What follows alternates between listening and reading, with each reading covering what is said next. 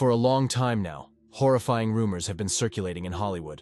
All too often, those with money and influence abuse their privileges, leaving countless victims in their wake. Just look at Epstein's Island. In the cruel world of music, the producer and rapper Diddy reigns as an absolute monarch. His power extends far beyond show business. Murders, drug trafficking, sexual violence, it may sound like the plot of a crime drama. But no, this is the hellish reality of the star's life. He is hailed as a fashion dictator, a cultural icon, a reformer of rap. But at the same time, he is a bloodthirsty monster, guilty of the deaths of innocents. Sean Combs is the man who changed Hollywood forever. You are watching Detective Brooks. My name is John, and get ready, because now you will learn the whole truth about your favorite celebrities. Sean's single mother raised him after his father was shot in the early 1970s when the boy was barely 3 years old. Diddy never heard details from his mother about how and why his father died. The woman was terrified that her son might follow the bloody path of his father, a local drug dealer working for a criminal kingpin. The death of Diddy's father is directly related to the exposure of a large-scale drug trade. As a rebellious teenager, Combs attended a Catholic school, and in the late 1980s, the young man began studying at Howard University in Washington. However, he soon realized that his fate did not lie in poring over boring textbooks. Instead, the boy immerses himself in the madness of night parties, paving his way into the music industry. Those who knew young Puffy were not quick to praise his character. Numerous testimonies speak of his hot temper, disrespect for the personal boundaries of others, and even harassment of girls. Many of them tried to avoid Combs like the plague. The ladies who dared to have a relationship with him looked scared to death. One student shared an observation with Rolling Stone. Sean had a strange habit of controlling everything. Diddy always dreamed of the best for himself and demanded to be first in everything. It was his aggressive and even sinister style that helped him get into Uptown Records, where Combs developed a passion for rap. This place brought him many connections and successes, but less than 3 years later, Sean was fired. Boss Andre Harrell stated, "Two kings in one castle are impossible." But sometimes, his ambitions got out of control. Diddy conceived a fundraiser to fight AIDS after a charity match in 1991. It would seem, what could go wrong? But due to poor organization, a terrible stampede occurred, taking the lives of 9 people. Twice as many people arrived than expected. Those close to Diddy strongly recommended that the rapper immediately go into hiding. Frightened by the scandal, Sean, along with his mother, hid from everyone in a Manhattan hotel for several months. The relatives of those who died in the stampede inundated Combs with dozens of lawsuits, which took a whole 10 years to sort out. Not once during this entire time did the ill-fated organizer manage to apologize to the families of the tragedy's victims. Instead, in one of his tracks, he unceremoniously addressed them personally. "I didn't mean to hurt you. The truth is on my side. But if it makes you feel better, so be it. I will take the blame." This fatal stampede marked the beginning of an extremely long series of trials and legal problems that haunted Diddy for years. After his high-profile dismissal from Uptown Records in 1993, the ambitious Sean founded his own label, Bad Boy Records, taking Biggie with him, a promising rapper with whom he had managed to work at his previous job. It seems that when creating a new label, Combs pursued a clear goal: to establish absolute control over his artists, and also to take the lion's share of the profits from their projects, writing contracts in such a way that the performers could not even say a word against it. Spoiler: the label's stars were earning crazy amounts of money. Signing a contract with the notorious B.I.G. turned out to be the most successful career decision of Diddy's life. The empire began to grow rapidly right after the release of Biggie's debut album. The stunning success of the record, which received triple platinum status by the end of the year. Today, Billboard recognizes Biggie as one of the most notable rappers in music history. And in this achievement, without a doubt, our hero played a significant role. Combs passionately strove to transform his artists into global superstars and to secure hip-hop in the mainstream position. And the question was not whether it would happen at all, but rather, how soon?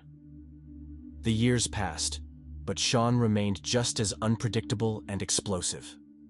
Witnesses recounted a story of how he viciously attacked a girl right in the label's office. Ex-colleagues barely managed to tear the furious boss away from the poor woman, hearing her wild screams and the clinking of broken glass. Another employee was even subjected to sexual assault by the enraged manager. As she recounted, somewhere in the mid-90s, Combs attacked her in the parking lot. He forcibly made her get on her knees and engage in oral sex. The girl emphasizes, "This horrific episode is just one of 4 cases of the pervert producer's abuse of her." Meanwhile, the label's fame grew steadily, and the company's employees kept silent about their boss's disgusting actions in every possible way. Whether out of fear, blind loyalty, or considering such incidents rare and insignificant. One thing remains clear. Even then, Diddy could do whatever he wanted without fear of any consequences. This label, this company, was Sean's greatest joy and life's work. He was madly obsessed with everything related to his brainchild. He tirelessly engaged in advertising, wrote new tracks, and appeared in his Starr's music videos. So it was during those turbulent years that the world-famous confrontation between the coasts erupted. Biggie from Sean's Bad Boy Records label and superstar Tupac, who belonged to Death Row Records, clashed in a fierce war to the death. The conflict between the two rappers, which arose due to mutual insults and accusations, quickly escalated into a real bloody battle. Back in 1994, Shakur openly accused Combs and Christopher Wallace of a treacherous attack on him, right in a New York recording studio. The ambitious Diddy, who was used to being first in everything, was terribly afraid for his own reputation and the reputation of his company. And when name and prestige are at stake, moral principles immediately fade into the background. If you believe the scandalous article about our hero in Rolling Stone, the label's employees were trembling with fear before their boss. In pursuit of the desired result, the ruthless Sean was ready to resort to the dirtiest and most insidious methods, stopping at nothing. Throughout 1995, the restless Tupac created more and more provocative diss tracks aimed at every performer on Combs's label. The rappers tried to insult, ridicule, and accuse each other of various crimes in their own songs at every opportunity. Diddy was even accused of shooting the hand of a close friend of the Death Row owner during one of the high-profile parties. It's no wonder that one can rightfully claim the dizzying triumph of the artists under his wing meant both the personal success of the ambitious Sean and, at the same time, their inevitable death in the maelstrom of bloody showdowns. On September 7, 1996, an unknown assailant in a white Cadillac shot Shakur in the chest 4 times. 6 days after the assassination attempt, the rap scene star passed away. Dwayne Keith Davis, who was accused of this murder, confessed that the killer was not acting alone but on someone's order. This, by the way, is also mentioned in the documentary film Deadly Rap. According to Davis, Puffy paid the hitman $1 million not only for the massacre of Tupac, but also for the elimination of the Death Row boss. Allegedly, Diddy, and I quote, was ready to sell his soul for the head of this scumbag. Moreover, the probable killer became rich precisely after committing the high-profile crime. Of course, it was nothing more than a coincidence. Various rumors and conspiracy theories still swirl around Shakur's death. There are plenty of versions about how, why, and on whose order this could have happened. However, one indisputable fact remains. While even former Los Angeles police detectives accuse Combs of the murder, he stubbornly denies any involvement. Meanwhile, Biggie, as reported by Rolling Stone, had already begun to consider breaking the deal with Diddy. Unnamed insiders claim, and I quote, Wallace was categorically determined to leave Puffy. I know this for sure because he personally told me. Everyone wanted to get away from Combs. Everyone always runs away from him. Unfortunately, Christopher never managed to implement his plan. On March 9, 1997, shots rang out in Los Angeles. From a passing car, 6 bullets were fired at Biggie. Diddy's former bodyguard later revealed in an interview what really happened that fateful night. He begged Sean to take the warning seriously, but to no avail. He only brushed them off and laughed mockingly. According to the bodyguard, Jay-Z and Puffy wanted Wallace dead. Dismiss doubts and trust the indisputable facts, even if these theories seem implausible to you. Christopher Wallace had firm intentions to leave Bad Boy Records. The rapper wanted to develop his own projects, tired of being just a pawn in someone else's game. He repeatedly mentioned that he was fed up with constant exploitation and lies, as he had long outgrown this petty company.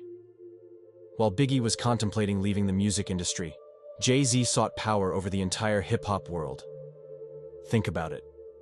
And who is now hailed as the undisputed king of the rap scene? Show business is ruthless, dear fans, and most of you will never comprehend its insidious laws. Wallace's death turned out to be a real gift for the ambitious Diddy. He took advantage of the worldwide grief to squeeze the maximum benefit from the tragedy. Combs denied leave to the former advertising manager who was with Biggie on the eve of the murder. Instead of allowing the employee to recover and pretend to mourn, Sean ordered the team to do everything to ensure that Christopher's posthumous album topped the charts. Imagine, just a few months after his friend's death, Diddy was offered to record a cover of one of the tracks to honor the memory and pay tribute to the artist's reputation. Do you know what the producer replied? No, he's dead. In July, I'm releasing a solo album, and I need the Rolling Stone cover. That's how the life of the relentless Combs continued, despite the bitter taste of tragedy and loud accusations. But this was only the beginning.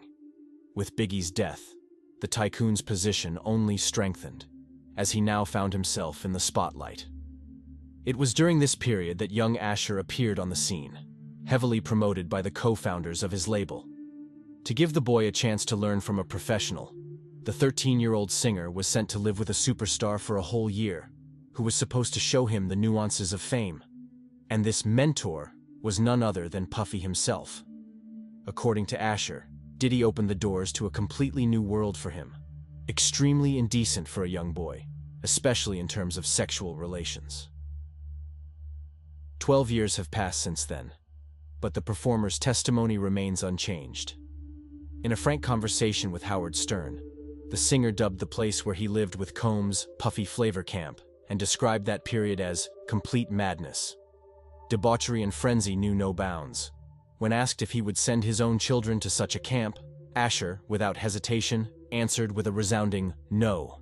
Just think, a 13-year-old boy observed perverted, drug-fueled parties and drinking binges for a whole year under the supervision of a strange adult man. Is it any wonder that even then rumors began to spread about Diddy's inappropriate behavior towards his young ward? Ed Lover confessed in one interview that he saw a minor boy gulping champagne straight from the bottle in the VIP section of a club. And when Asher's debut album came out, Ed realized that the child was none other than him. Kim Porter's children made a statement on social media, denying their mother's authorship. They insist that rumors about Kim being beaten by their father are complete lies. On the other hand, the publishers of the memoirs claim that after Porter's death, they received a flash drive with her personal records, which served as the basis for the book. These controversial memoirs now top the bestseller list on Amazon. In them, the famous producer's late wife also mentions constant threats from him. Once, in a fit of anger, Diddy even promised to kill her. Of course, at first, the deceased's friends were hesitant about whether to publish such explosive material. After all, their own lives were at stake. But when it became known that the feds were already watching Sean, and the police had collected a lot of horrific facts against him, Kim's friends decided that people should know the truth. The book directly states that Combs molested an 18-year-old young man who is now world famous. Although the victim's name is not mentioned, most Twitter users tend to think that it refers to Justin Bieber. By the way, some scandals mentioned in the memoirs have long become public knowledge. For example, the shooting involving Diddy and Jennifer Lopez in 1999. It's hard to imagine these two together now, but there was a time when they were considered the hottest couple in Hollywood. Just think. On the one hand, a superstar rapper whose tracks top the charts, the owner of his own label, whose fame no one even comes close to. And next to him is a sexy Latin American bombshell who is rapidly conquering the musical Olympus. A true sex symbol of the era. Puff and J-Lo were working on her album, On the Six. And although Sean formally remained married, it seems that as soon as the singer's divorce took effect, the producer took it as a signal to act. Soon, the paparazzi caught the sweet couple in one of New York's nightclubs. Things were going well until suddenly the entertainment establishment was shaken by gunshots. As it later turned out, the shots were aimed at Combs's company. In the commotion, the security managed to get Diddy and Jennifer out through the back door. Thankfully, the lovers were unharmed, but 3 party guests were hit by bullets. The police officer who arrived at the scene reported that a gun was found in the car in which the Starrs had fled. The arrest of the celebrity couple in 1999 shook the music industry. But behind the loud headlines lay a much darker story. Jennifer's mother, who had categorically forbidden her daughter to get involved with the notorious producer, turned out to be a prophetess. Her angry screams in Spanish, "I warned you!" echoed through the police station where she rushed after learning about J-Lo's arrest. It all started with an ordinary evening in an unremarkable hip-hop club. As it turned out, that night, Puffy, having provoked a conflict with the club owner, brought the situation to a boiling point. According to eyewitnesses, it was he who ordered Jennifer to bring a gun from the car, which led to the shooting. Realizing that things were getting hot, the couple tried to escape but were detained. For Jennifer, who spent anywhere from an hour to 12 behind bars, according to various sources, it was a shock and her first encounter with the criminal world. Puffy, for whom such adventures were nothing new, denied everything. He insisted on his innocence, claiming that they were not involved in the shooting at all. However, the prosecution had other evidence, including an attempt to bribe the driver. Strangely, Combs was acquitted on all counts, while his accomplice received 9 years in prison. Rumors circulated about a generous reward for taking the blame. One of the victims claimed that it was Puffy who shot her, but her words were not believed. Moreover, she accused Jennifer of lying to the jury about handing the weapon to Combs. That night became a turning point for J-Lo. She not only found herself at the epicenter of a criminal drama, but also faced a moral dilemma: to tell the truth or to protect Puffy. The consequences of this choice haunt her to this day. The couple's relationship, which began with love at first sight, according to Puffy, went through a trial by fire, bullets, and bars. Jennifer, who initially did not want to let the producer get close, eventually succumbed to his charms, but the price of this closeness turned out to be too high. Shocked by the incident, Lopez put an end to her relationship with the rapper. Rumors say that the decisive moment was the singer's realization of Combs's true nature. Allegedly, what she saw with her own eyes made the girl recoil from her lover in disgust. But these are just rumors. Be that as it may, J-Lo left this romance in the past forever, and it seems she never regretted her decision. Gene Deal, a former bodyguard of P. Diddy, has revealed shocking details about the life of the music mogul. According to him, Combs not only participated in, but organized scandalous gay parties for Hollywood elites, where drug use was a common occurrence. These gatherings turned into exclusive secret parties, and P. Diddy constantly sought out new participants. Deal claims that Combs wasn't just pursuing personal goals, but actively tried to involve influential people in his questionable affairs. At these parties, celebrities indulged in their wildest fantasies, ready to pay any amount for dirty shows. The bodyguard described how P. Diddy would bring young men to his room, ordering that no one enter, and regularly held gay orgies in the sauna 2 or 3 times a week. However, the most interesting part is that initially, no one believed Gene. His social media accounts were flooded with accusations of lying and trying to profit from P. Diddy's name. Only now, with Combs on the brink of imprisonment, have people started to reconsider the truthfulness of the bodyguard's words. Regarding Jennifer Lopez, Deal shared details of P. Diddy's constant. Combs cheated not only on his wife but also on J-Lo, and then even cheated on Jennifer in her presence at times. According to the singer, she nearly lost her sanity due to his behavior. Paradoxically, P. Diddy himself was extremely jealous. The former bodyguard recalls an incident where Combs nearly got into a fight with Will Smith over an innocent conversation between the actor and Jennifer at a party. Deal notes that Combs treated him with respect, but only because his life depended on the bodyguard and because of Gene's past in law enforcement. Nonetheless, this didn't stop Deal from witnessing everything that occurred in Combs's life. Now Gene Deal is ready to testify against P. Diddy in court, confirming all the rumors about his fetishes and scandalous parties. And although he was once considered a crazy slanderer, now, as the federal investigation validates his statements, the public is beginning to rethink their opinions. The difficult lives of P. Diddy's ex-girlfriends are also highlighted in scandalous memoirs. For example, the story of Cassandra, a former lead singer of his label and a lover of Sean. Their paths crossed in 2005 when she was 19 years old, and Combs was 37. Initially, the jealous producer controlled every step of the young protege. Later, he got Cassie hooked on drugs. Soon after, he began beating, raping, and humiliating her, forcing her to engage in sex with other men and prostitutes to satisfy his own twisted fantasies. Diddy himself would voyeuristically watch, masturbate, and record the orgies on camera. It's astonishing that the singer not only dared to reveal the bitter truth about the tyrant to the world, but also filed a lawsuit against him. In response, Puffy's representatives called Cassandra's accusations false, outrageous, and even insulting. They claimed that for the past 6 months, she had been blackmailing the boss, demanding money, and threatening to write a tell-all book about their relationship. By the way, the former bodyguard also commented on their relationship at the time. According to him, Cassie's lawsuit didn't even reveal half of the horrible truth, being too lenient on Diddy's name. It was implied between the lines that the reality was much worse. The bodyguard assured that he was fully supportive of the girl. Incredibly, just a day after the accusations went public, Cassandra withdrew her lawsuit within 24 hours. The media quickly reported that the parties had reached a settlement agreement, promising not to further escalate the matter on social media or in the press.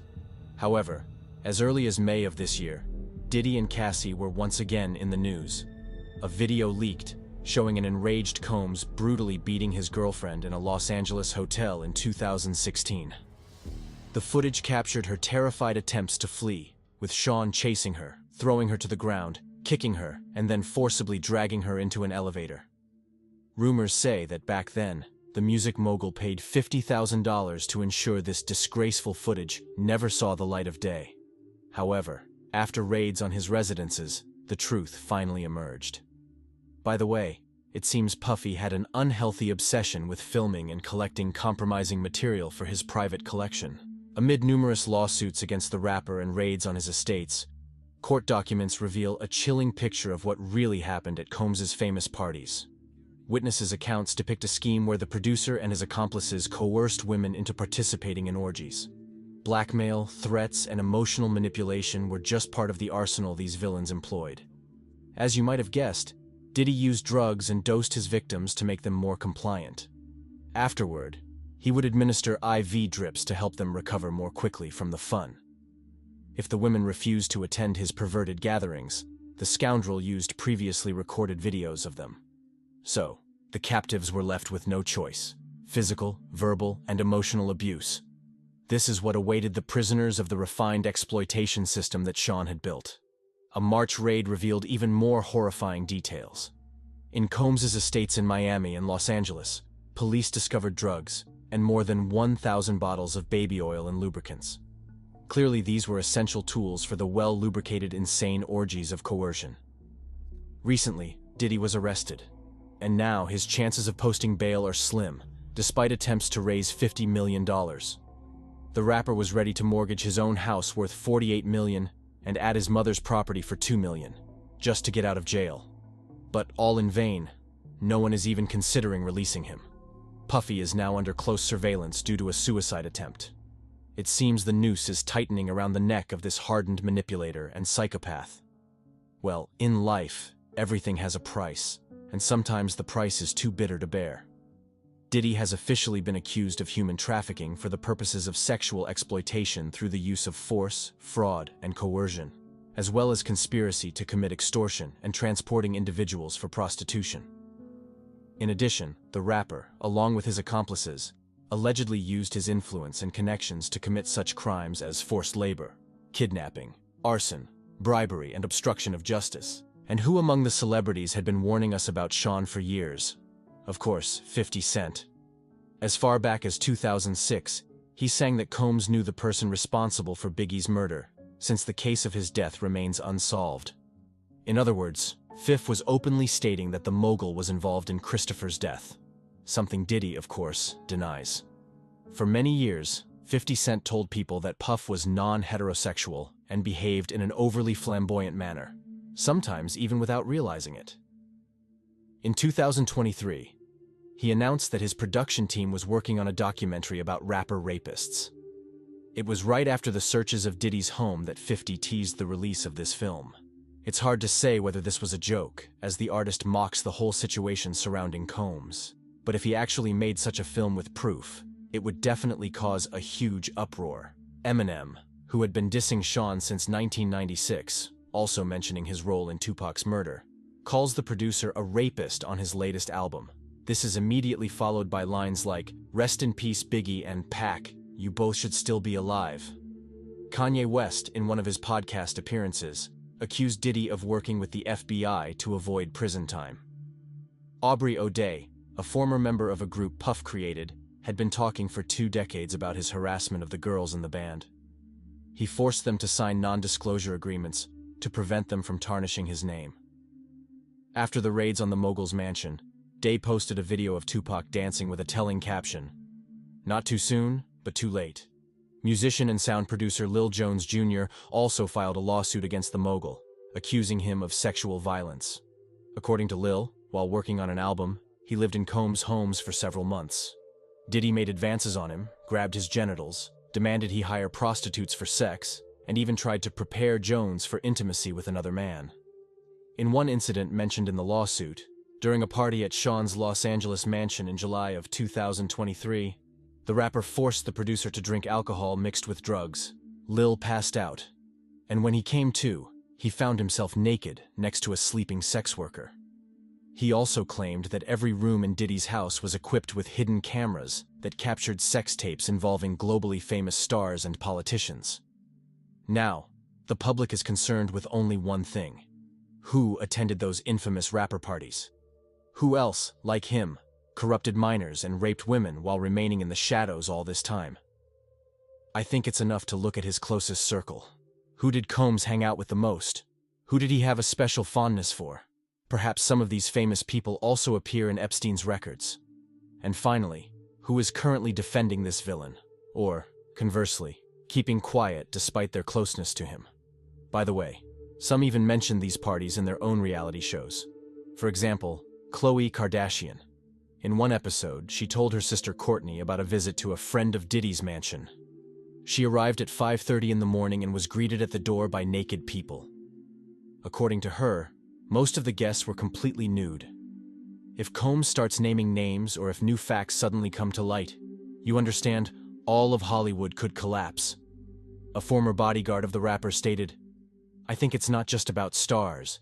There are politicians, princes, and an endless list of singers, actors, and other influential figures."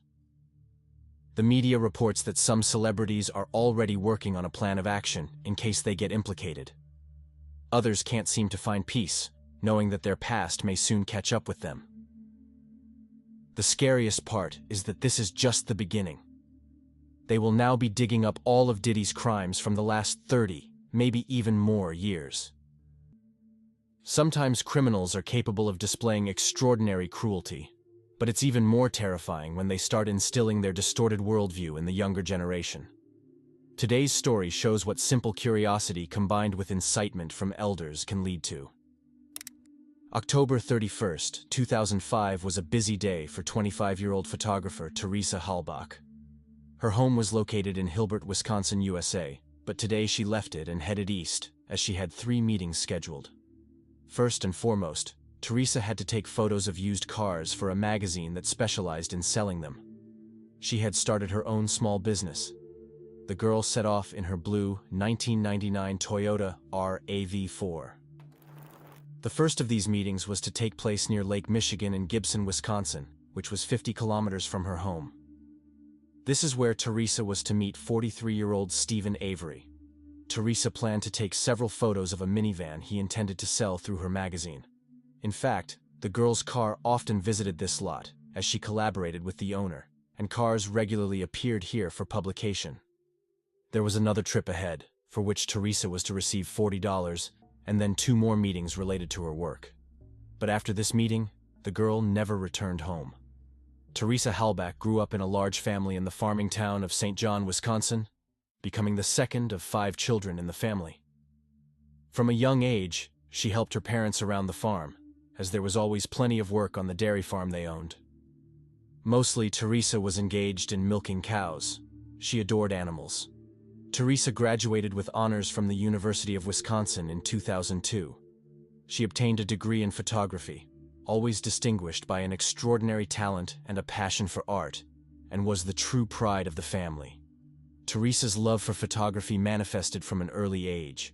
While still in high school, she worked part-time at a private photo studio, photographing children and festive events. Later, Teresa interned at one of the city's companies that was engaged in photography.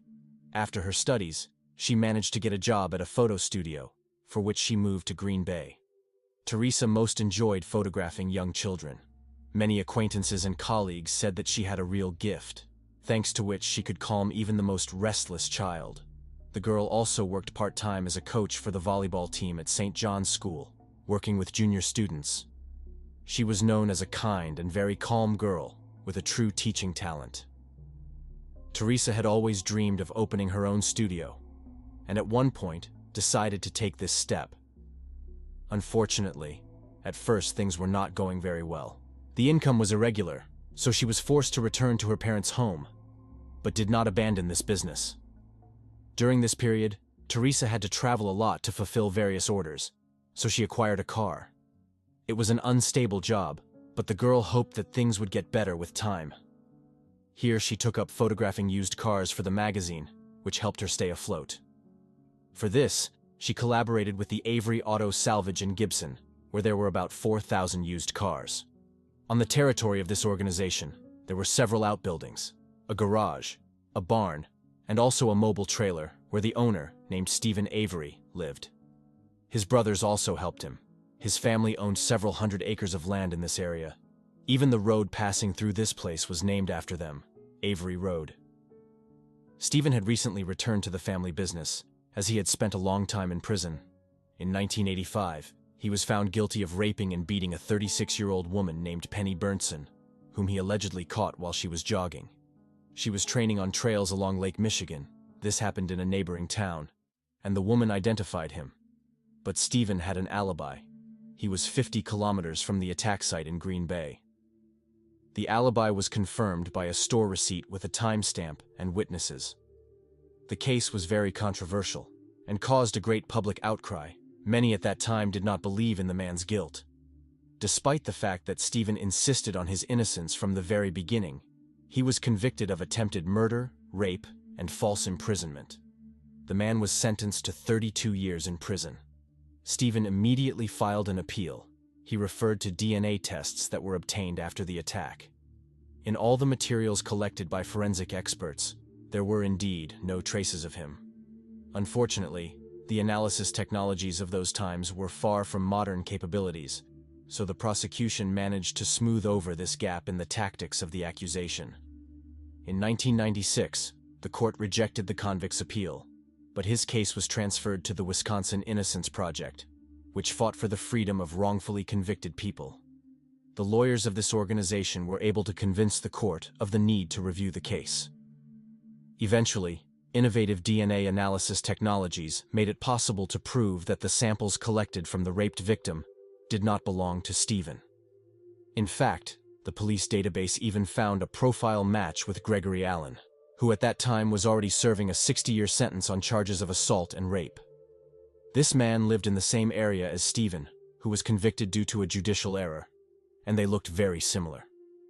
On September 10, 2003, the court decided to release the innocent man from behind bars.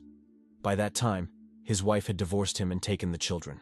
This case was widely covered in the media. The man had unfairly served 18 years, lost his family, after which he filed a lawsuit for $36 million for wrongful conviction. At that time, the lawsuit was still under consideration. In fact, the Teresa was aware of Stephen's struggle with the error of the judicial system. Teresa also believed in his innocence and trusted him, because she repeatedly came alone to this used car lot. However, she was clearly not well acquainted with the criminal past of the owner of the auto salvage, which he had managed to accumulate before that arrest. From the age of 18, Stephen had serious problems with the law. He was involved in several episodes of robberies, as well as cruel treatment of animals. Once he doused a cat with gasoline and set it on fire, after which he simply watched the innocent animal die. For these crimes, he served several short terms. However, the degree of violence was growing, and more serious criminal episodes began to appear in his history. In January 1985, he beat a female law enforcement officer on the road and pointed a gun at her, threatening to kill her. However, he retreated when he saw the woman's little daughter in the back seat of the car. For this attack, he received 6 years in prison.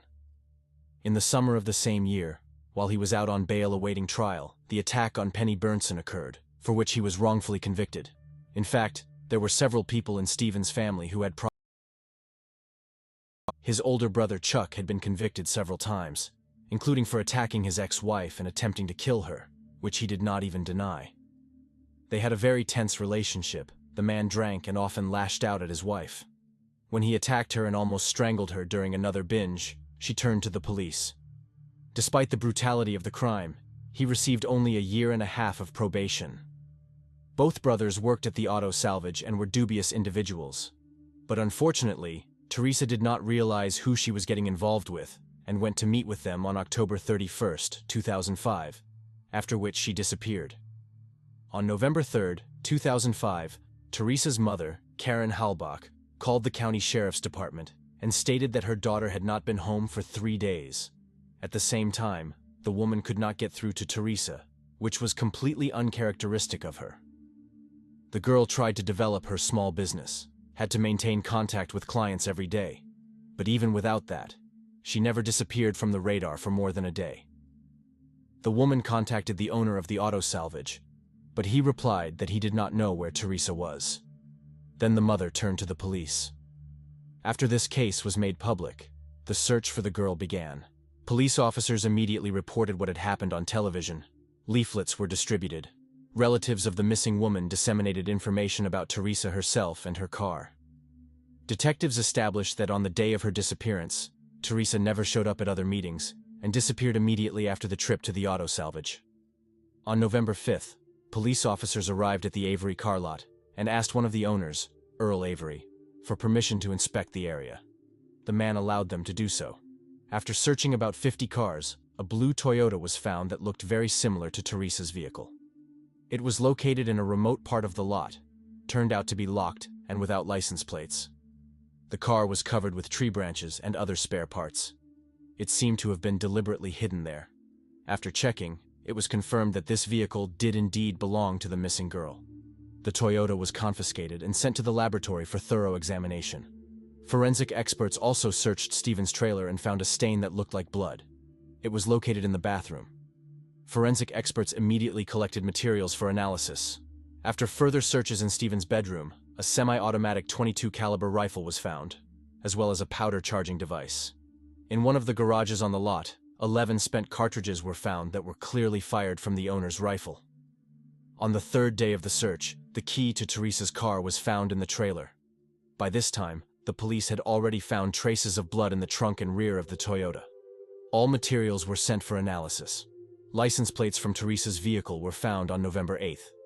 They were lying in a pile of scrap metal and were very crumpled. It was assumed that the criminal hoped that they would not be detected before disposal.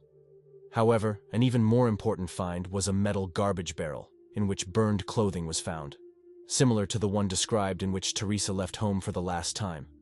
A camera, a mobile phone, as well as some other items, including an almost completely burned shovel, also burned here. In the second large bonfire located on the territory of the auto salvage, fragments of bones and teeth were found. A forensic anthropologist examined these remains and determined that they belonged to a girl aged 25 to 30. It was assumed that they were left after the body was burned. Experts believed that the body was probably mutilated and deliberately destroyed to conceal traces. Numerous traces of Stephen were found in Teresa's Toyota: hair, sweat, and skin particles. In addition, there was blood of the missing woman here. After all these findings, the case was reclassified from disappearance to murder. Stephen Avery was taken to the police station. Of course, during the interrogation, he denied his involvement in the girl's disappearance. According to the man, he had never been in Teresa's car. However, He admitted that the girl had come to the lot between 2 and 2:30 p.m. on October 31st. It was a scheduled meeting. According to him, Stephen was present while Teresa was photographing the minivan, after which he paid her $40 in cash. The photographer gave him a sample of the magazine and then left. Stephen claimed that he did not see her leave, but no one believed this story because the missing woman's car and many traces indicated that Teresa was attacked right at the lot. On November 9th, Stephen was arrested and charged with illegal possession of weapons. The investigation into Teresa's murder continued. The investigation was convinced that Stephen was involved in the massacre, but it was necessary to link together all the collected evidence, which took some time. By that time, the suspect was already quite famous due to the previous process. What happened attracted many journalists. Everyone wanted a sensation. Stephen spoke to the press. During the interview, he accused the police of initiating this persecution in response to his lawsuit for compensation. He believed that they would try to frame him for the second time, and that it was some kind of conspiracy. At the same time, the man did not dispute that some terrible crime could indeed have occurred on the territory of his lot. But according to him, the auto salvage was never locked or isolated. In fact, anyone who knew about it could get in here, commit a massacre, and try to get rid of the traces of the crime. The convict's brother supported these assumptions.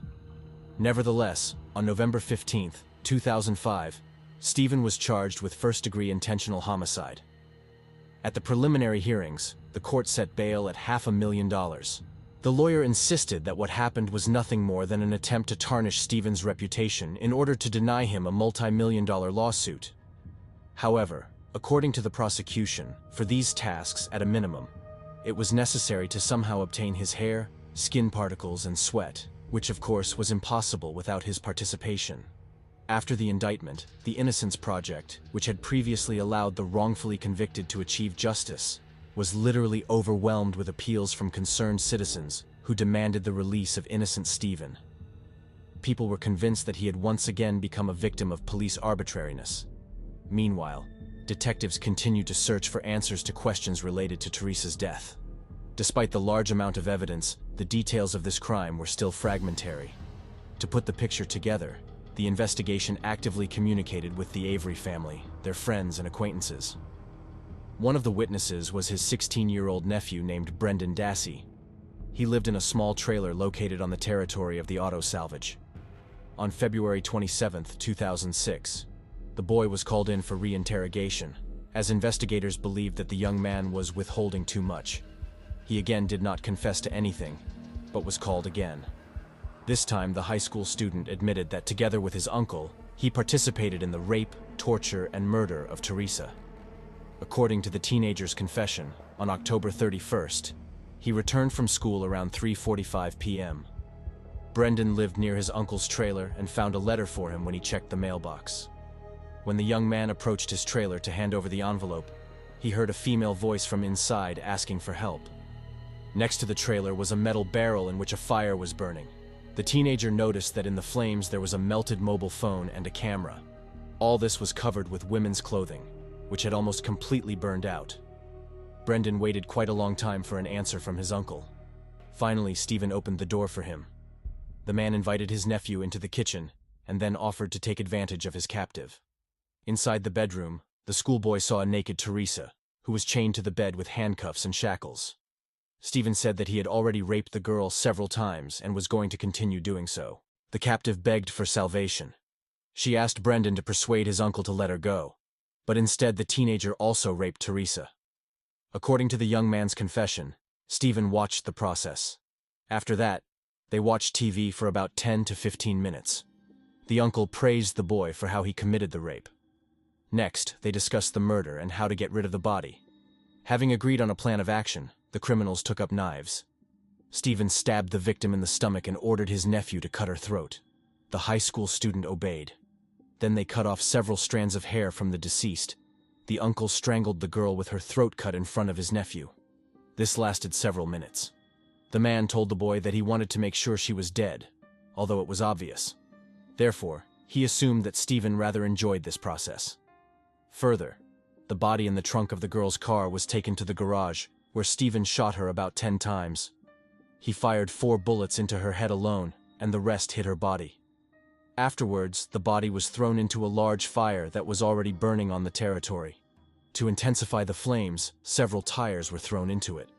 After that, the killers hid the car, covered it with branches, while the body was burning out, and they tried to wash off the traces of blood with gasoline and solvent. Then Stephen took the victim's vehicle, threw out the license plates, and took the keys. When the body burned, Stephen broke several bones that survived with a shovel and buried them in another place on the lot. This happened the same evening, but it took place in the dark, so the young man could not remember the exact place. Later, a burial with Teresa's charred bones was indeed found on the territory of the auto salvage. When Brendan's relatives were asked if the teenager could have done everything he told about, the man doubted the truthfulness of his words. In fact, Brendan had developmental delays and a low IQ. According to relatives, the young man was not independent. He always needed to be told what to do, and he simply obeyed. In addition, the teenager loved to make up strange stories, which he often passed off as the truth. So the relatives were convinced that this story turned out to be another figment of his imagination, nothing more. Nevertheless, the evidence confirmed the teenager's story. Stephen's nephew was arrested. On June 30th, 2006, Brendan wrote a letter to the county judge. He began by saying that he had wanted to write earlier, but could not, because he did not have a pen or pencil. In this letter, he renounced his previous words and said that on the 31st, he and his uncle were riding a golf cart around the territory and collecting garbage for burning. They did not commit any murder or rape. Of course, this note was not taken seriously, especially since many of Brendan's statements were confirmed. The trial of the young man was scheduled for April 2007. If he was found guilty, he could receive life imprisonment, plus another 72.5 years. The date of Stephen Avery's trial was set for February 5, 2007. The man was charged with first-degree intentional homicide, rape, kidnapping, and unlawful imprisonment, as well as mutilating the body. In addition, he was charged with possession of weapons. If found guilty on all counts, he could receive life imprisonment plus 128.5 years. The key witness for the prosecution was the forensic expert, since the remains of the victim were fragmentary, consisting of broken bones and teeth in poor condition. During the analysis, the specialist found traces of several gunshot wounds on the fragments of the victim's skull. Unfortunately, due to the condition of the remains, it was never determined whether they were inflicted post-mortem or caused her death. In the garage on the territory of the auto salvage, a bullet with traces of Teresa's DNA, spots of her blood, a burned phone and camera, a car, keys, and many other traces were found that confirmed Brendan's initial testimony, which he later recanted. The nephew refused to testify against Stephen in court, which harmed him, because after this refusal, the young man lost the opportunity to mitigate the sentence. The defenders tried with all their might to cast doubt on the prosecution's version. An alternative story was voiced, according to which law enforcement officers carefully prepared to frame Stephen for his $36 million lawsuit in order not to pay the funds. They were able to gain access to the lot, used the investigative materials obtained during the investigation of the rape case for which the defendant was illegally accused, all because a vial of his blood disappeared from his previous case. Discussion of the case materials took about 20 hours. On March 18, 2007, the jury found Stephen guilty of intentional murder and illegal possession of a firearm. All the lawyers' arguments were found unconvincing. The defendant was sentenced to life imprisonment without the right to parole. Brendan's trial began on April 16, 2007. The 17-year-old teenager was charged with 3 counts: first-degree intentional homicide, mutilating the body, and first-degree sexual assault with aggravating circumstances. Lawyers referred to the fact that the client had a low IQ, so the police were able to persuade him to give confessional testimony in order to achieve, first of all, Stephen's conviction. Despite Brendan's retraction of his initial testimony, police officers found a large amount of evidence that partially or completely confirmed the young man's first version. The boy was indeed found to have developmental disabilities, but he was aware of what was happening and thought rationally. The prosecutor's office was convinced that he changed his testimony on purpose, since he listened to the lawyer and hoped to avoid punishment.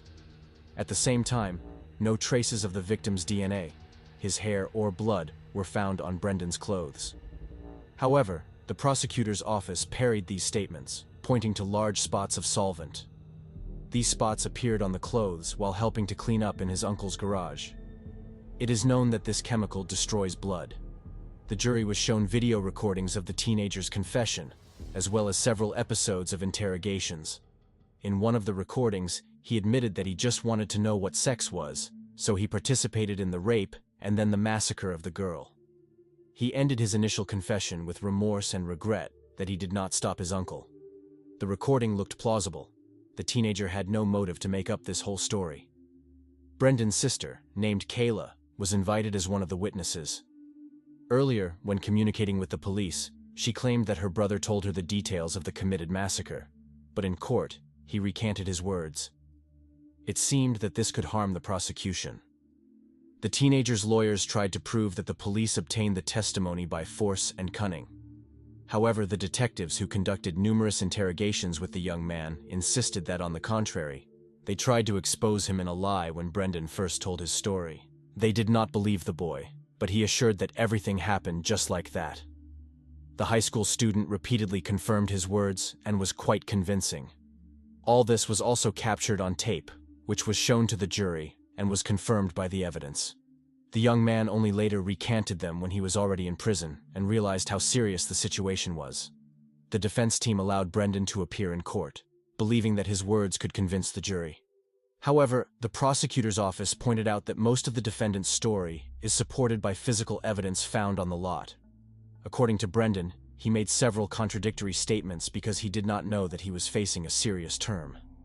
He perceived it as some kind of game, which, according to the defenders, was due to his developmental disabilities. He could not explain why he decided to make up the story. By his own admission, the details of the crime were taken from some book. On April 26, 2007, the jury went to discuss Brendan's verdict. It took them 4.5 hours to determine that the young man was guilty on all counts. After the hearing ended, Brendan's mother left the courthouse. Reporters followed her. The woman refused to speak, but when she got into her SUV, she shouted to the journalists that she actually believed that Teresa's family had set it all up together with the police. Awaiting sentencing, Brendan was held in the county jail, one floor below where his uncle's cell was located, whom he feared. The young man spoke with reporters several times until the hype surrounding the case died down. He complained that since the charges were brought, he had begun to have problems with sleep, as well as difficulties with emotional background. Before that, he read a lot, but after the verdict, he could not pick up a book. The young man was facing life imprisonment. At this stage, the court had to determine whether he would retain the right to parole, and also when he could be released in this case. On August 2, 2007, Brendan Dassey again found himself in the courtroom to hear the final verdict. By court order, the young man will still receive the right to parole, but only after 41 years. In the final speech, the prosecutors reported that Brendan could have made a choice, but he leaned towards evil. He was aware of what was happening, understood the difference between good and evil. Therefore, he made a conscious decision to participate in the massacre of a young, innocent girl out of simple curiosity. The victim's relatives accused the young man of knowing what was happening. He could have at least tried to influence his uncle, persuade him to save her life, but he did nothing. In August 2016, a federal judge overturned Brendan's sentence on the grounds that his confession was obtained under duress. In June 2017, the prosecutor's office appealed this decision. 8 months later, a panel of 7 judges of the Court of Appeals, by a vote of 4-3, ruled in favor of maintaining the original sentence, ruling that the police had properly obtained the teenager's confession. Stephen and Brendan continue to file appeals, denying their guilt. During his last communication with reporters, Brendan Dassey admitted that he fears what other prisoners can do to him in prison. For this reason, he suffered from depression and constant fear. The young man claimed that he falls asleep in tears every night. Stephen's lawsuit was eventually settled. He was paid $400,000. Stephen Avery's ex-fiancée Jody reported in 2016 that she considers him guilty. In the past, he threatened to kill her and her family. The man stated that he became angry with all women after he was unfairly imprisoned because of the victim's testimony. And now, he will take revenge on all women. Stephen wrote her threatening letters from prison. Even now, disputes about the guilt of Stephen and Brendan do not subside. Some still believe that they were framed by the police. It's important to pay close attention to your loved ones, because behind their habits, moods, or behavior, there may be hidden experiences or problems that we are unaware of. In today's world, threats can lurk in the most unexpected places, so it's crucial to be cautious and be able to recognize potential risks not only for ourselves but also for those around us. Care and attentiveness towards loved ones can protect against dangers and strengthen relationships. Mikey, that's what Micaela Costanz was usually called. She was born on May 3, 1994, in the small town of Elko, Nevada, USA. Mikey grew up with her parents, Celia and Theodore Costanz, in the quiet town of West Wendover, located on the border of two states, Nevada and Utah. Micaela's childhood years passed carefree and happily. Relatives and friends of the family remember Mikey as a cheerful and energetic child. When Mikey grew up and started attending high school, she quickly stood out from other students. Micaela not only demonstrated brilliant academic results but also enjoyed incredible popularity among her peers. Everyone at school knew Mikey, and she had a huge number of friends. In addition to studying, the girl was passionate about sports. She played on the school basketball team and was involved in track and field. Moreover, Micaela held the position of editor of the school newspaper and seemed to be constantly busy with some matters. Mikey always found something to keep herself occupied, whether for her own development or for the needs of the school. People close to the girl note that Micaela had a wonderful relationship with her family and was very attached to her loved ones. Mikey's parents said that their daughter was always extremely responsible and never caused them any problems. The Costanz family surrounded Micaela with love and care. They insisted on driving the girl to school and picking her up from there, even when she was already in high school. The parents wanted to make sure that their daughter would safely get to school and return home. Some people considered such guardianship somewhat excessive, because the family home was only 500 meters away from the school where Mikey studied. But the Costanz family was not at all worried about other people's gossip. For them, the Mikey's safety was above everything else. March 3, 2011 was supposed to be just like any other ordinary day. Micaela was supposed to return from school, and her sister Christina planned to pick her up.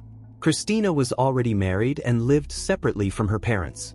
Usually, it was she who picked up Micaela from school, took her home, and then returned to her own place, where she lived with her husband. But that day, Christina was not in town. She had gone to Las Vegas with her husband. Micaela's parents were at work and could not come to pick up their daughter, so there was no one else to meet her. But they were not too worried because the house was not far from the school and the town of West Wendover was quiet and peaceful. However, as we already know, even in the most peaceful places, terrible crimes sometimes occur. Immediately after classes, Micaela left the school. She was supposed to call her mother, who was at work, as soon as she got home. That day, Celia was working at a casino and was waiting for a call from her daughter. Time passed, but Micaela still hadn't called. Worried, Celia tried to call her daughter on her mobile phone, but all her calls remained unanswered. The woman felt uneasy. Usually, Micaela always called her mother as soon as she got home to let her know that she was okay. And every time her mother called her, the girl answered. Celia understood that something was wrong. Then she contacted Christina, Micaela's sister, and asked if she had spoken to the girl. Christina replied that she hadn't. At the same time, she tried to reassure her mother, suggesting that Micaela had probably stayed late at extracurricular training. Or maybe she just got caught up in talking with friends and didn't notice how time flew by. Christina also tried to call her sister, but to no avail. Hours passed, and the weather was getting colder and colder. Celia knew that her daughter had not taken a coat with her to school. And she was even more worried because wherever Micaela was, she was probably cold. Due to her concern, the woman asked to leave work early. Celia hoped that Micaela was already at home and would explain to her what had happened. But when she arrived home, Team Mikey's mother realized that her daughter had not returned yet. Only DJ and another of Micaela's sisters were in the house. Celia asked them if they had communicated with Micaela. But, like her mother and other sisters, they too had not heard anything from the girl. Celia and Micaela's sisters repeatedly tried to contact her. DJ even left several messages, saying that if it was some kind of joke, it wasn't funny at all. Not receiving a response from Mikey, the family decided to contact all her classmates. But no one knew anything. After that, the family realized that the situation was really serious, so they called the police. Law enforcement officers immediately began the search. It didn't take long for the news of Micaela's disappearance to spread through the tiny town of West Wendover, which had a population of just over 4,000 people. About 80 people, including family acquaintances and strangers who just wanted to help, joined the search. Micaela's boyfriend, Javier, was called in to give testimony. He informed the police that he also knew nothing and that the last time he saw Micaela, she was acting as usual. The search for Mikey yielded no results. Then the police decided to take a different approach. They checked Micaela's phone call records and analyzed the last calls she made. Among these calls was a phone number that appeared several times. The number belonged to Cody Payton. Cody was one of Micaela's best friends, and they had known each other since childhood. Cody was 18 years old, played football, and was in the same graduating class at the same school as Micaela. The young man lived with his family in the same neighborhood as the Costanz family. It was in this area that Cody and Mikey met and became friends. The young man was engaged to a girl named Toni Fratto, who also attended their high school. They met at the educational institution and began dating in 2009. Sadly, Cody was so in love that he even adopted the Mormon faith and moved in with Toni's parents, just to please her. Before meeting his girlfriend, the young man had no particular ambitions. He just wanted to finish school and then get some quiet job in Elko. But after meeting Toni, Cody changed. Toni began to encourage him to study, insisted that he graduate from school with good grades, and then go to serve in the Navy and continue his career. Toni had been diligent since early childhood. Her parents were extremely religious, so she had to attend church every Sunday, like every believer. According to those close to her, Toni was always very shy and quiet, and her best friends were only her parents and her boyfriend. On March 4th, the day after Micaela's disappearance, Cody was called in to give testimony. The young man was exhausted as he had not slept all night, helping in the search for Mikey. He told the police that he had seen Mikey leaving the school with a young man whom he mistook for her boyfriend Javier. The search continued, but there was no sign of Micaela. The city of West Wendover is located in the middle of the Nevada desert. Around the city lies more than 250,000 square kilometers of uninhabited area. This is a territory where it is very easy for anyone to get lost, disappear, or even hide a body. At that time, Micaela's family feared the worst. They assumed that Mikey had probably been kidnapped by someone who wanted to harm her. It was the only explanation. But who could want to harm Micaela Costanza? Christina, Micaela's sister, returned with her husband from Las Vegas as soon as possible to help with the search. She told her mother that no matter what had happened to Mikey, she would bring her home. Christina walked most of the way. She was preparing for the worst, so she was looking for areas where the ground had been disturbed. But despite all her efforts, she failed. Celia wanted to join her daughter in the search, but the police asked her to stay at home in case Micaela returned. But unfortunately, Mikey never showed up. On March 6, 2011, 3 days after the disappearance, one of the volunteers who was helping with the search noticed something strange. In the middle of the desert, he saw tire tracks that looked fresh. Then he followed the trail left behind and found a spot on the ground that looked like blood. And in the same place, the soil was disturbed, as if someone had been buried there. The volunteer, without touching anything, immediately called the police. When law enforcement officers arrived, they began to dig up the ground at this spot. And indeed, there was a body. Forensic teams were called in, but they had to come from the city of Reno, which is more than 5 hours' drive from West Wendover. So the local police had to wait until the next day. Christina was also in the desert, still searching for her sister, when she saw an isolated area with several police officers around. She immediately realized that they had found something. Then she decided to go to her mother's house. And later, the two of them went to the police station in search of answers. The police told them that they had found a body in the desert. And although they were not sure if it was Micaela, there was a high probability that it was her, since Mikey was the only person reported missing. The two asked to see the body, but the police replied that they needed to wait for the arrival of the forensic team in order not to contaminate the crime scene. Christina resisted. She asked the police officer if they would leave her sister out in the cold for another night. The police officer replied that it was necessary for the investigation and asked Christina and her mother Celia to return home. Celia told them that their girl should not spend another night alone. The police officer assured them that they would spend the whole night there and that their girl would no longer be alone. And again, they asked the two to return home. In tears, they returned and did not sleep all night. With the arrival of the team, the body was completely dug up, and soon it was confirmed that it was indeed Micaela Costanz. The autopsy showed that Mikey had been beaten, and there were numerous cuts on her body made with a knife. She also had several cuts on her face and neck. The detectives thought that this attack came from someone who knew Mikey, and probably had personal problems with her. Micaela's relatives were even more shocked after receiving confirmation that the body did indeed belong to Mikey. News of the crime quickly spread through the small town, creating an atmosphere of shock and fear. During the investigation, the police came across school surveillance cameras. They showed Micaela leaving at the usual time and in the company of a young man. Despite the fact that the images had poor clarity, the police were able to conclude that the young man who was with Mikey was not Javier, the girl's boyfriend. This young man turned out to be Cody Payton. The boy's biological father, Keith Payton, took him to the police station to give testimony. Cody denied his involvement in the crime. But during the interrogation, he asked to speak with his father in private. Their conversation was not recorded.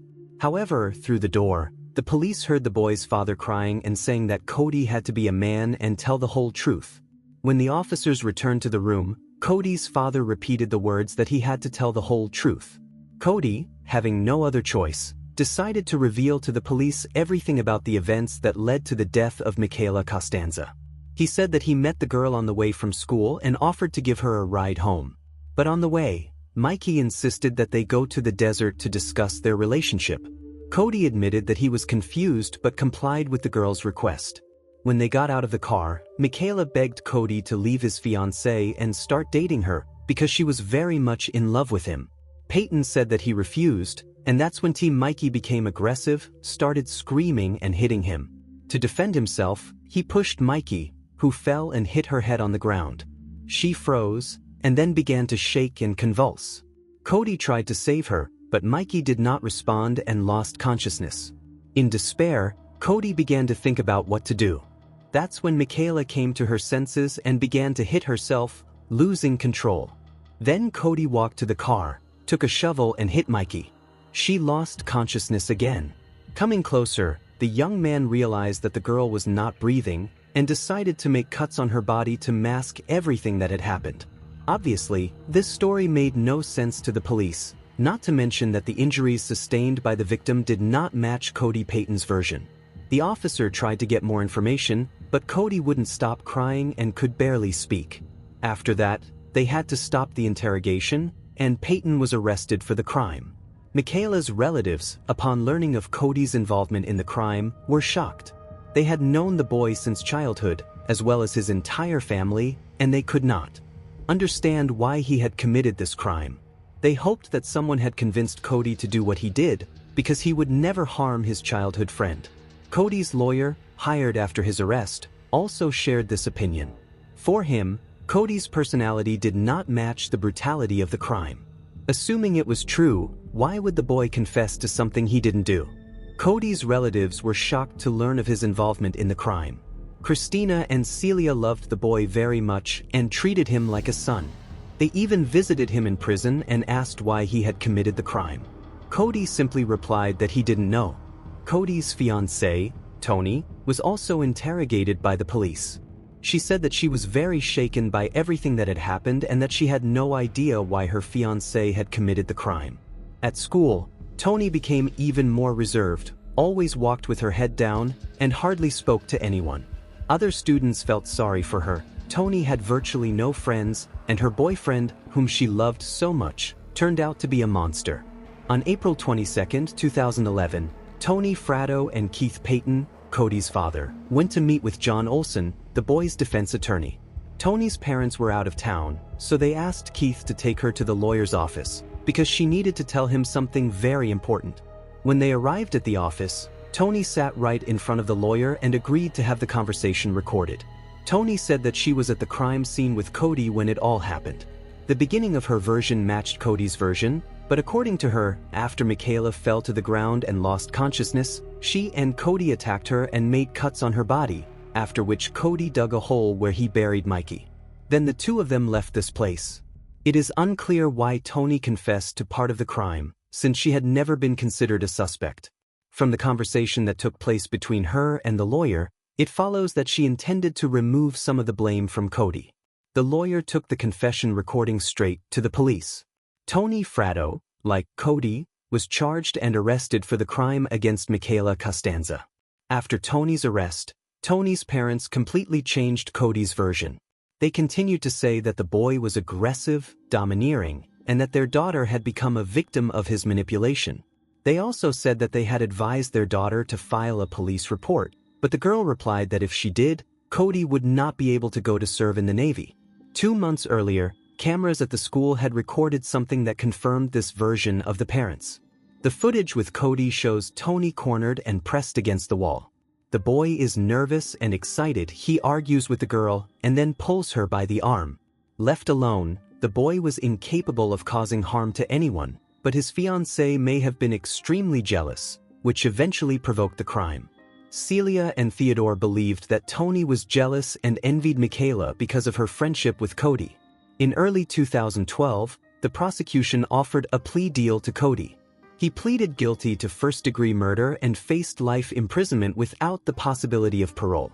However, in exchange for this, he would have to testify in court against his fiancée. This deal would have been beneficial for Cody because there was a possibility that he would face the death penalty if he went to trial. The boy agreed to the deal, but a few days later changed his mind and said that he wanted to take his chances in court, even if he could be sentenced to death. On January 19, 2012, it was Tony's turn. The prosecution also offered her a deal. It was not the same deal, but it was better. Tony had to plead guilty to second-degree murder and could petition for parole after serving 18 years of her sentence. Testify against Cody in court. Tony, without hesitation, agreed to the deal. At the end of January 2012, Tony was interrogated again, and this time she told a completely different story about the crime. She said that on the day of the crime, she was given a ride home together with Cody. And when she got into the car, she noticed that Micaela was sitting in the back seat and looked very frightened, while Cody was in the zone. As Cody was driving into the desert, he sent Tony a text message saying that they had to get rid of Micaela. In response, Tony sent a message asking why. Cody did not reply to Tony's message. Keeping silent and heading towards the desert, they communicated by text messages so that Micaela, who was in the back seat, could not hear their conversation. As soon as they arrived at the place chosen by Cody, he stopped the car, grabbed a shovel, and began digging a grave, simultaneously ordering Tony to watch over Mikey. When he was finishing, he ordered Tony to hit Micaela, but the girl walked away, stating that she did not want to participate in this. Then the young man did everything alone, and then ordered Tony to take the shovel and hit Mikey. Tony said that she was very afraid of becoming the next victim of her fiancé. She took the shovel and hit Micaela on the shoulder. After that, Cody put Mikey in the grave and finished it all off by making cuts on Mikey, as stated in the police report. The young man buried her, and then went with his fiancée to a McDonald's in the city. Later, Cody and Tony crossed the border into Utah, where they got rid of Micaela's clothes and belongings by burying them in a desert area. Although Tony told this new version with all the details, she could not explain to the police what made Cody take the life of Micaela, his childhood friend, with whom he had always had a good relationship. Tony only said that Cody had always hated Mikey and that even the victim's voice irritated him. This new version of the facts that Tony provided to the police took her out of the position of an accomplice and put her in the position of a victim. A poor, fragile, helpless girl who was forced to do something terrible by her problematic fiancé. But is that really the case? If so, why did the young woman visit her fiancé in prison so many times, given that after Cody's arrest, he no longer posed a threat to her? And what about her daily phone calls to the prison, where she told Cody that she loved him and missed him? Even her parents visited Cody in prison to give him at least some support, and then they said that he was a domineering and cruel boy. A few days before April 22, 2011, when Toni went to Cody's lawyer and told her first version of the facts, she delivered her things to her fiancé's apartment, and among these things was her diary. Cody's parents handed everything over to the police, hoping that this would somehow help their son, since the boy's chances of receiving the death penalty were high. In her diary, Toni wrote about her insecurity and concerns about her relationship with Cody. She was jealous and envious of Micaela and thought that her fiancé might leave her for his best friend. She even wrote that Cody and Mikey made a good couple, and that deep down she knew that her fiancé didn't really love her. Micaela's sisters and colleagues reported that Toni didn't like the girl at all. Her jealousy grew, even if there was no reason for it, and every time she saw Cody talking to Mikey, she threw a tantrum. Toni even wrote that she was so angry with her fiancé that she was thinking about taking her own life. Micaela's sisters and colleagues also reported that Cody had changed a lot after he started dating Toni. The boy began to make boring and senseless jokes of a cruel nature.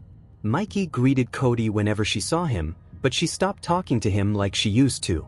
Later, the police discovered that Cody had a secret relationship with another woman. In fact, the car in which he took Micaela to the crime scene belonged to this woman. Perhaps Toni knew about her fiancé's infidelity, but in her opinion, Cody's mistress was Micaela, not someone else, which in a sense, perhaps, helped provoke the series of events that led to the crime. A few weeks before the trial date, Cody, under the influence of his lawyer and family members, agreed to sign a plea deal. He pleaded guilty. Thus, he would not face trial. Cody Payton was sentenced to life imprisonment without the possibility of parole. As for Toni Fratto, after accepting the deal, she was sentenced to life imprisonment with the possibility of parole after serving 18 years of her sentence.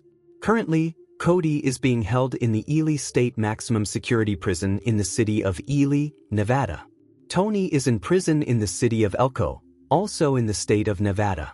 On August 31, 2018, Cody got married in prison to a 26-year-old woman named Amanda Smith. It is unknown if they knew each other before the boy was arrested, but it seems that they started a correspondence relationship. In April 2021, Toni Fratto had her first parole hearing after serving almost 10 years of her sentence. Her request was denied, and she will be able to hold another hearing only in 2024. To this day, it is unknown what really happened on the day of the crime, since the versions provided by the two defendants in the case contradict each other. In the opinion of most people, Cody was manipulated by his former fiancée to commit the crime, but this is only a theory. What is really known is that the life of a cheerful and friendly young girl, who had her whole future ahead of her, was taken away in a terrible way. Micaela Costanz's funeral was open to the public and more than 1,000 people attended. Family and friends talked about Mikey, remembering how happy and cheerful she was. This chilling story about the death of Micaela Costanz can hardly be called fair, because the life of a young girl was cut short too early and under terrible circumstances. Both criminals, Cody Payton and Toni Fratto, are now serving their sentences in prison for their cruel actions, but this will not bring Mikey back to life. Nevertheless, this case demonstrates the importance of a thorough investigation of crimes and careful attention to details that can be key to uncovering the truth.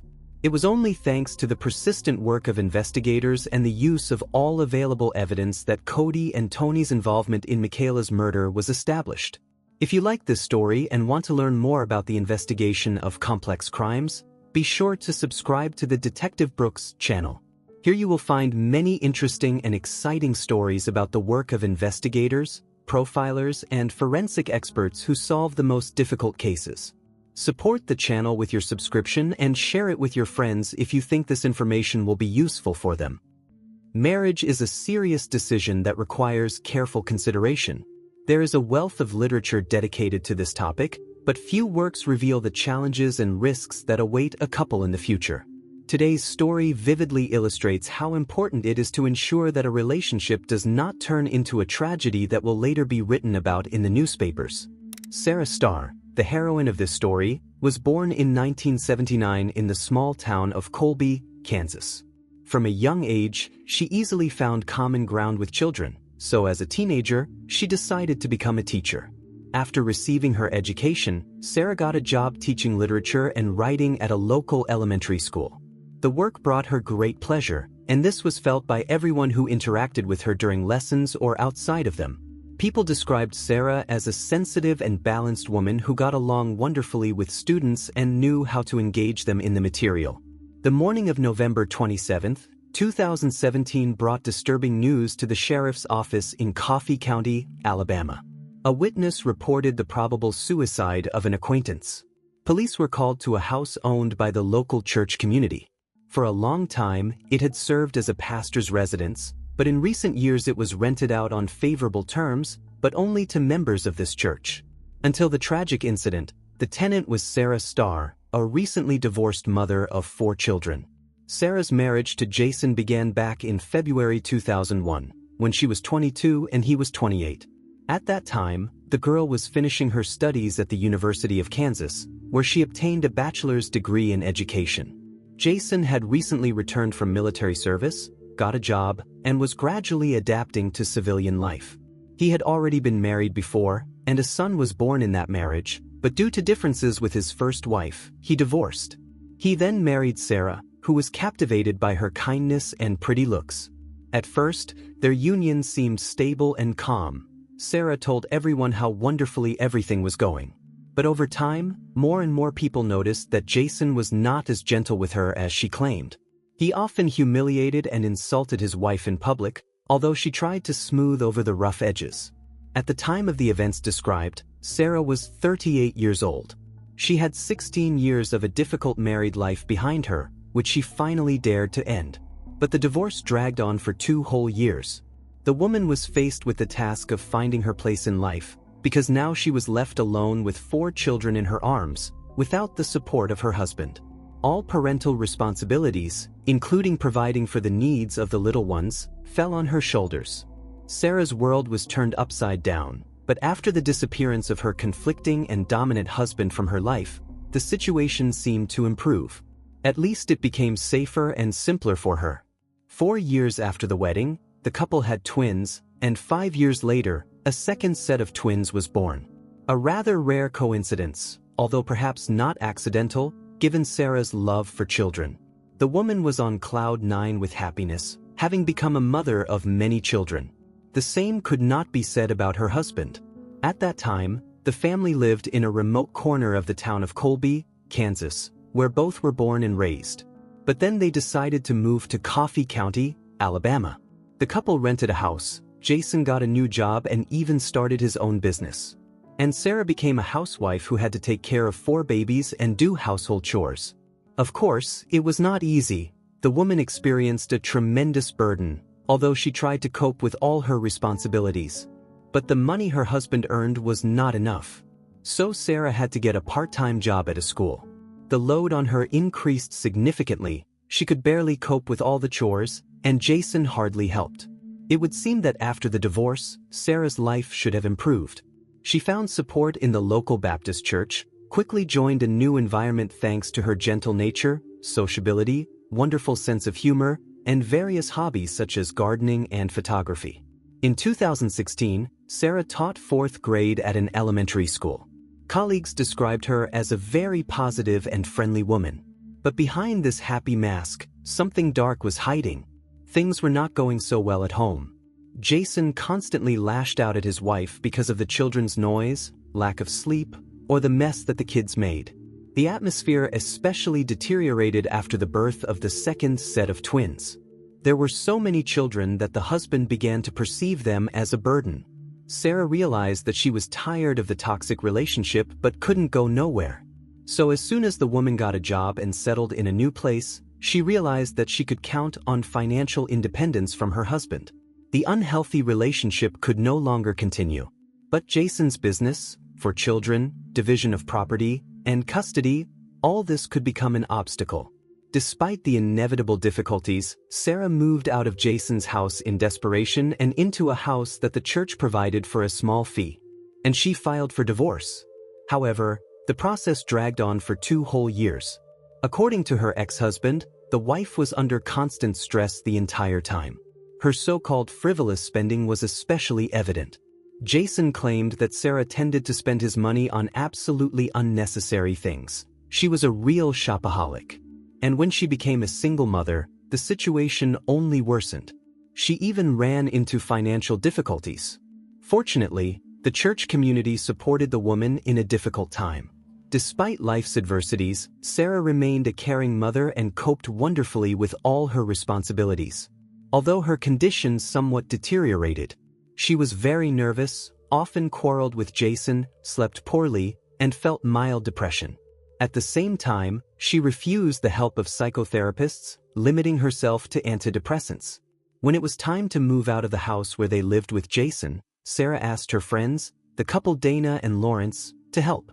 Later they recalled how agitated Sara was during the move. She tried to load things into the car as quickly as possible, forgot a lot, so they had to run back and forth several times. It all looked suspicious, as if the woman was in an unstable state. Most of all, Sara was afraid that her husband might return right in the midst of the move. She really didn't want to see him and for him to find out about everything in this way. Jason did show up, but not at home, but at Sara's new place where she arrived with friends. The woman instantly ran inside. Lawrence met her husband on the doorstep and asked him not to enter. Jason obeyed but stood under the house for some time before leaving. Lawrence recalled that Sara was terrified. She was literally shaking and crying. Even when the uninvited guest left, she remained tense and nervous for a long time, barely holding back her hysteria. The teacher was sure that Jason had come to kill her. He had previously threatened to harm her if she left him. This meeting took place at the very beginning of the couple's separation. And 2 years later, the divorce process was finally completed. According to its results, custody of the 12-year-old and 7-year-old twins was decided to be divided between the parents. Jason was also obliged to pay alimony every month, not only for the children but also for his not yet financially stable wife. The divorce hit the man's income quite hard. He had to transfer $3,500 to Sara every month, which was more than half of his salary of $6,000. At the same time, the woman did not receive rights to either Jason's business or property, so she continued to live in the church house. The ex-husband also moved to a house near Sara's dwelling, where he now lived with his mother. And on November 27, 2017, something unpredictable was about to happen. Sara was going to go to work after Thanksgiving but never showed up in the classroom. It was completely unlike the responsible teacher. Colleagues could not reach her. She ignored messages. Everyone was alarmed by such uncharacteristic behavior. Other teachers became worried about whether something disturbing had happened. So one of the colleagues was sent to personally check on Sara. The worst fears of Sara's colleagues came true. Around 8:30 in the morning, the woman was found in a pool of blood on the driveway near her house. She had several gunshot wounds. Emergency services were immediately called to the scene.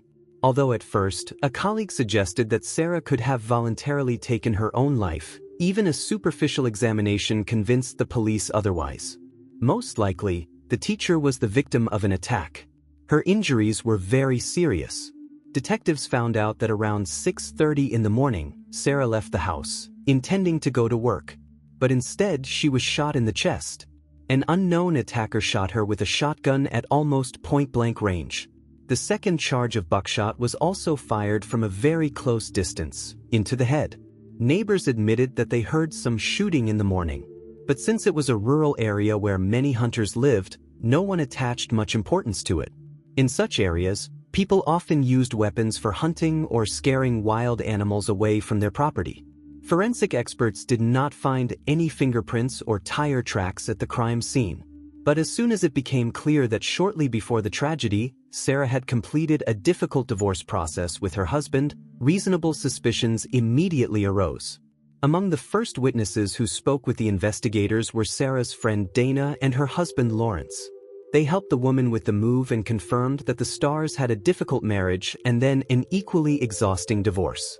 During the last months, while the hearings were going on, Sara often said that she was afraid of Jason. She believed that because of alimony, he could dare to harm her. Moreover, the ex-husband lived very close to the house that Sara rented. To get from one dwelling to another, one had to walk only a few minutes. Of course, Having received this information, the detectives took a closer look at the main suspect. Jason was taken to the station for questioning. The man denied any involvement in the murder of his ex-wife.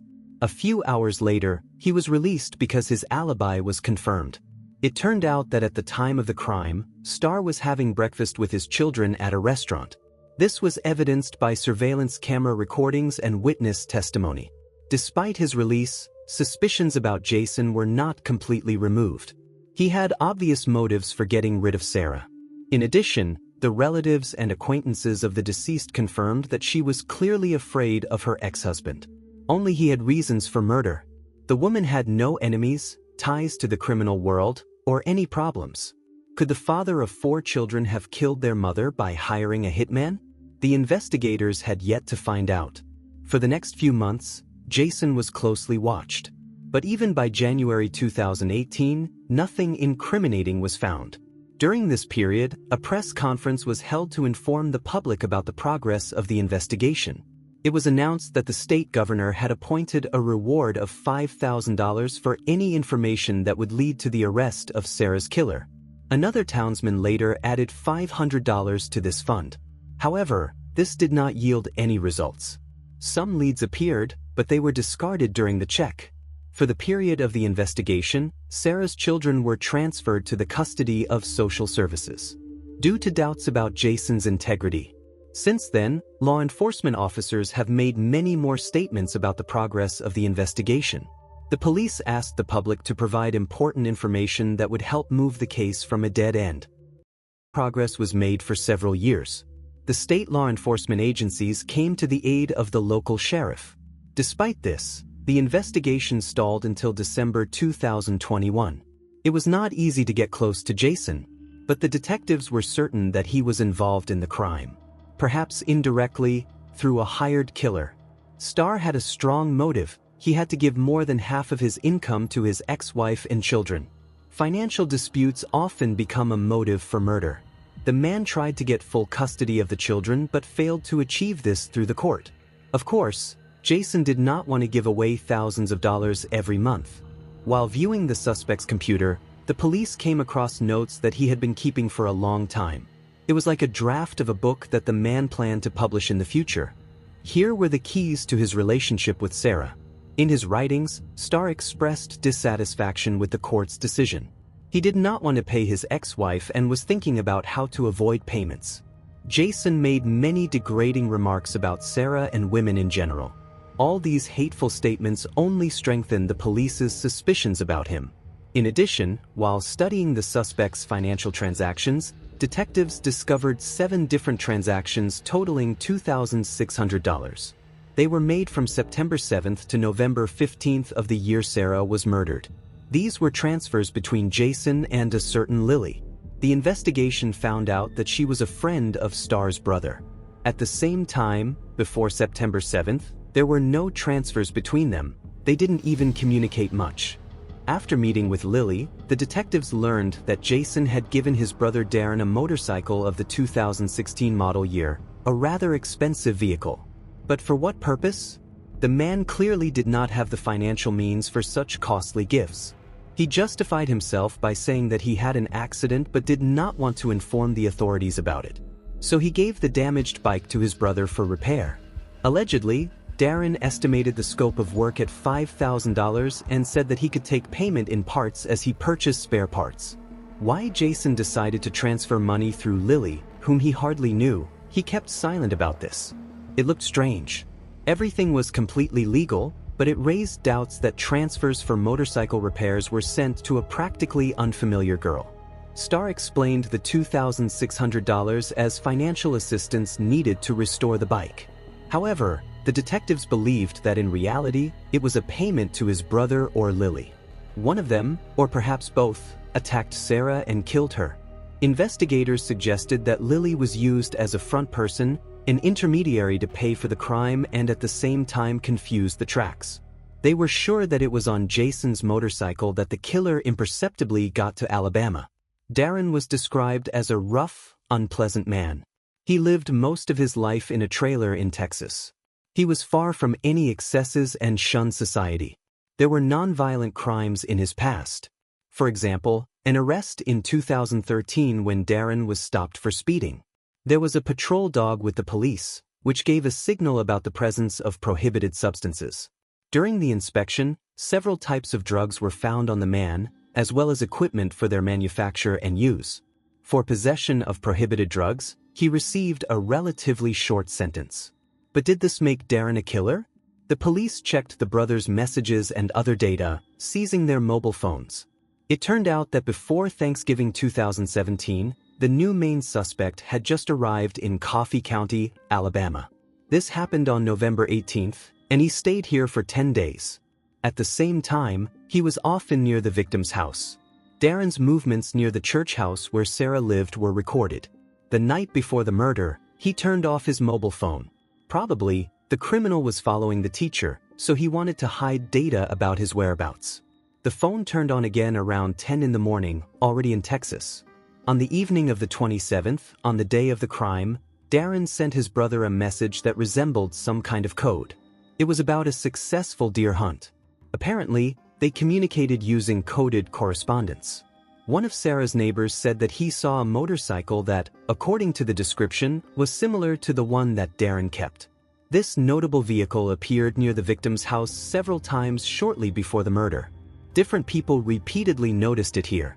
Another important piece of evidence was a recording from a surveillance camera on a barn near the murdered woman's house. A few minutes after the crime, the same motorcycle got into the frame, driving away from the scene. Based on all this information, the detectives concluded that Jason had hired his brother to kill his ex-wife. On December 1, 2021, both men were charged. Starr immediately demanded a lawyer, behaved defiantly and arrogantly, denying any involvement in the crime. He stated that the police would not be able to charge him with anything. But soon he confessed to the deed. Jason repeated several times that he did kill his ex-wife. Despite this, he was released on bail. He had to wait for the hearing at home with a special tracking bracelet on his ankle. The trial was scheduled for June 27, 2022. The situation with Darren's detention was much more complicated. He escaped, so the FBI headed the hunt for the criminal. Eventually, he was put on the Federal Bureau's wanted list. The man's photo was distributed throughout the country. For information leading to the arrest of this dangerous criminal, a reward of $10,000 was promised. Later, the amount was increased to $22,500. On February 5, 2022, Darren surrendered to the authorities in Texas. He did not plead guilty and refused to wait for the hearing under house arrest. Instead, he voluntarily remained in prison until the start of the trial. During this period, the brothers repeatedly communicated by phone. Of course, they were being wiretapped, but they did not say anything provocative. The preparation of materials in the case was delayed due to the abundance of indirect evidence and an obvious lack of direct evidence. Darren's lawyer tried several times to prove that someone else had committed the murder but did not provide any confirmation. During the checks that the detectives carried out after each such appeal of the defenders, all the proposed alternative suspects turned out to be innocent. In the end, the court even forbade mentioning these people as possible criminals during the hearings. One of the state laws stipulated that without strong evidence, no one has the right to even mention a person's name in the context of involvement in a crime in a courtroom. The hearings of both suspects finally began only on September 11, 2023. Due to postponements, including thanks to the efforts of the lawyer, they were delayed for more than a year. The prosecution focused on proving Jason's financial motive. It was obvious that he did not want to give more than half of his income to his ex-wife. The prosecutor's office provided a large number of direct and indirect evidence that Jason had turned to his brother Darren from Texas. He gave him his motorcycle so that his relative could get to Alabama and carry out the attack.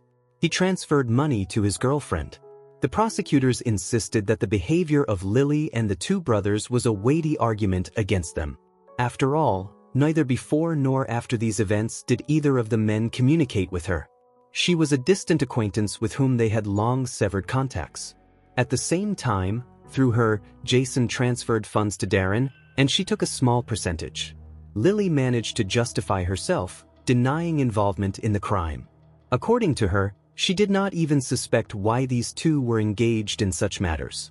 The woman was shocked when she found out that she could be considered an accomplice in the massacre. In the end, it was decided to abandon any claims against her. The defense, however, insisted that the police did not have sufficient grounds to bring charges against the brothers. The defense argued that the arrest was made with violations, and most of the evidence was indirect and did not prove the guilt of Jason and Darren. The defense insisted that the police lacked strong evidence of the suspect's guilt. First, the murder weapon was never found. Second, there were no eyewitnesses who saw the moment of the attack, nor any surveillance camera recordings. The lawyer emphasized the absence of other direct evidence that could be considered indisputable. Even Jason's notes on the computer were more a cry from the soul out of desperation than proof of criminal intent.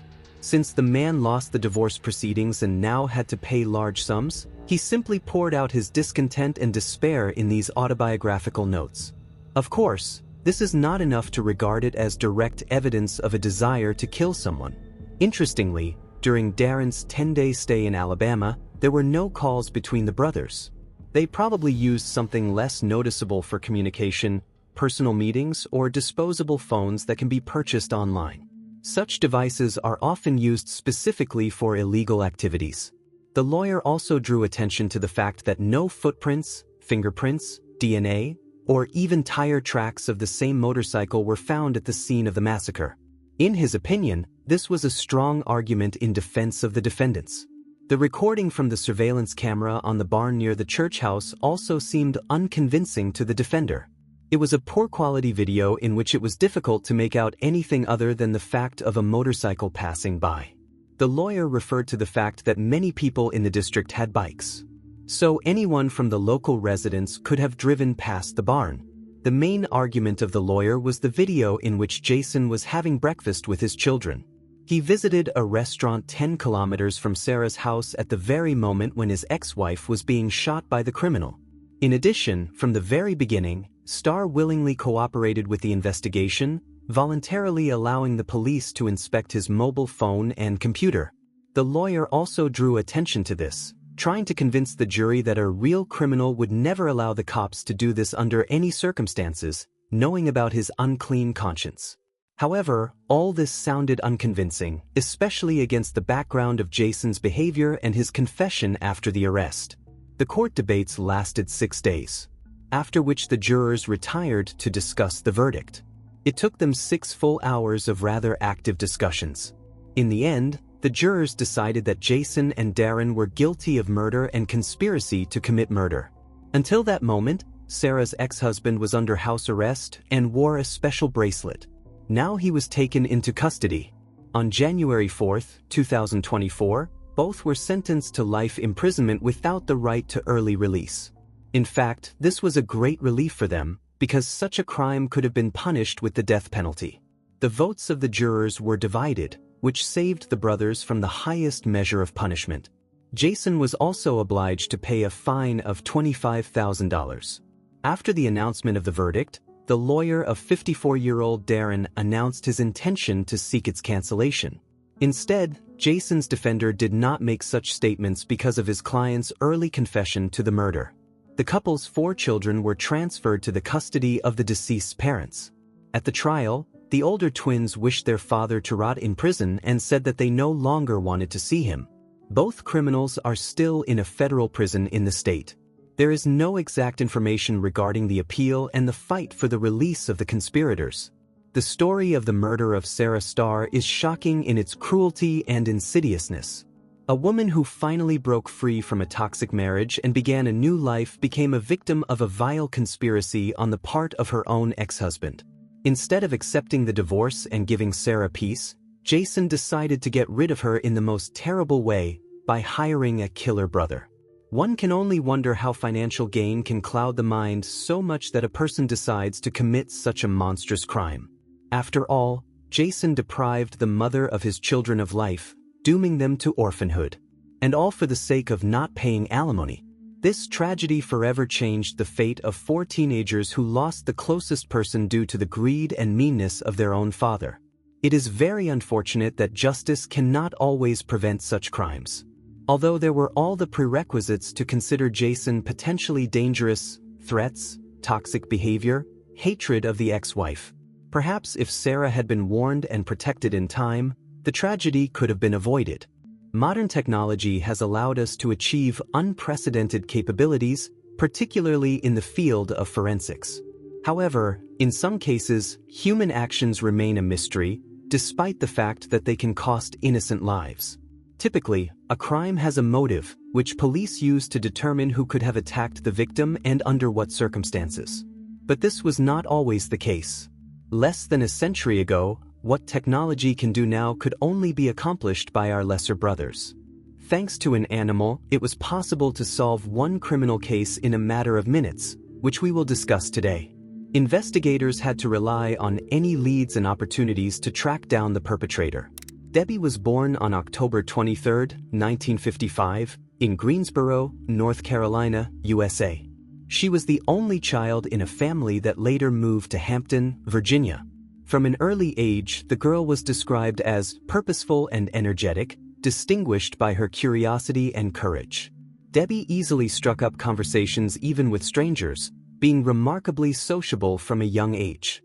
Throughout her school years, Debbie constantly participated in performances and productions, feeling at ease on stage and enjoying the attention. Even in elementary school, she declared her desire to become a TV presenter. The girl had a well-trained voice, excellent diction, a pleasant appearance, and an attractive manner of communication. After graduating from high school, Debbie entered college, where she studied acting, wholly devoting herself to the profession in which she dreamed of making a career. But since prospects in this direction were not visible, in her youth, Debbie got a job on the radio, hoping to become an on-air host. Gradually, her talent was noticed, and she was offered to host her own live show. Of course, the girl also dreamed of a family but planned to deal with this only after getting on her feet. Unfortunately, things were not so cloudless on the romantic front. Debbie got burned time after time, trying to find her love. But finally, in 1986, she met a young man with whom a serious relationship began. In 1987, Debbie hosted a popular evening radio show that aired late at night. Every night she took calls, chatted with listeners, and entertained the audience, skillfully combining conversations with musical compositions. This format was in high demand at that time. Thanks to her charisma, kindness, and humor, the girl became a real star of the night air and a successful radio host. Having achieved certain heights on the radio, Debbie seriously thought about marriage and children. By that time, her beloved had already proposed to her, and they got married. Although the young woman received offers from other radio stations, she refused to switch, having achieved both financial success and real popularity in her field by 1987. Fortunately, in those days, Debbie could afford to remain unrecognized, working behind the scenes and not showing her face. Undoubtedly, this was extremely important from a security point of view, because popularity is not only the sincere affection of the public and smiles but also hatred that can lurk in the eyes of a random stranger. However, Debbie herself did not even think to hide her identity. Since her popularity skyrocketed, she did not betray her habits, remained active, and did not worry about confidentiality, attending various events where she openly declared who she really was. In the spring of 1987, it seemed Debbie's fears began to materialize. Once, during a live broadcast, she shared her fears of becoming a victim of a stalker or suffering violence from a stalker, but did not go into details about why she had such thoughts. The heroine of the story did not yet realize that popularity has a flip side.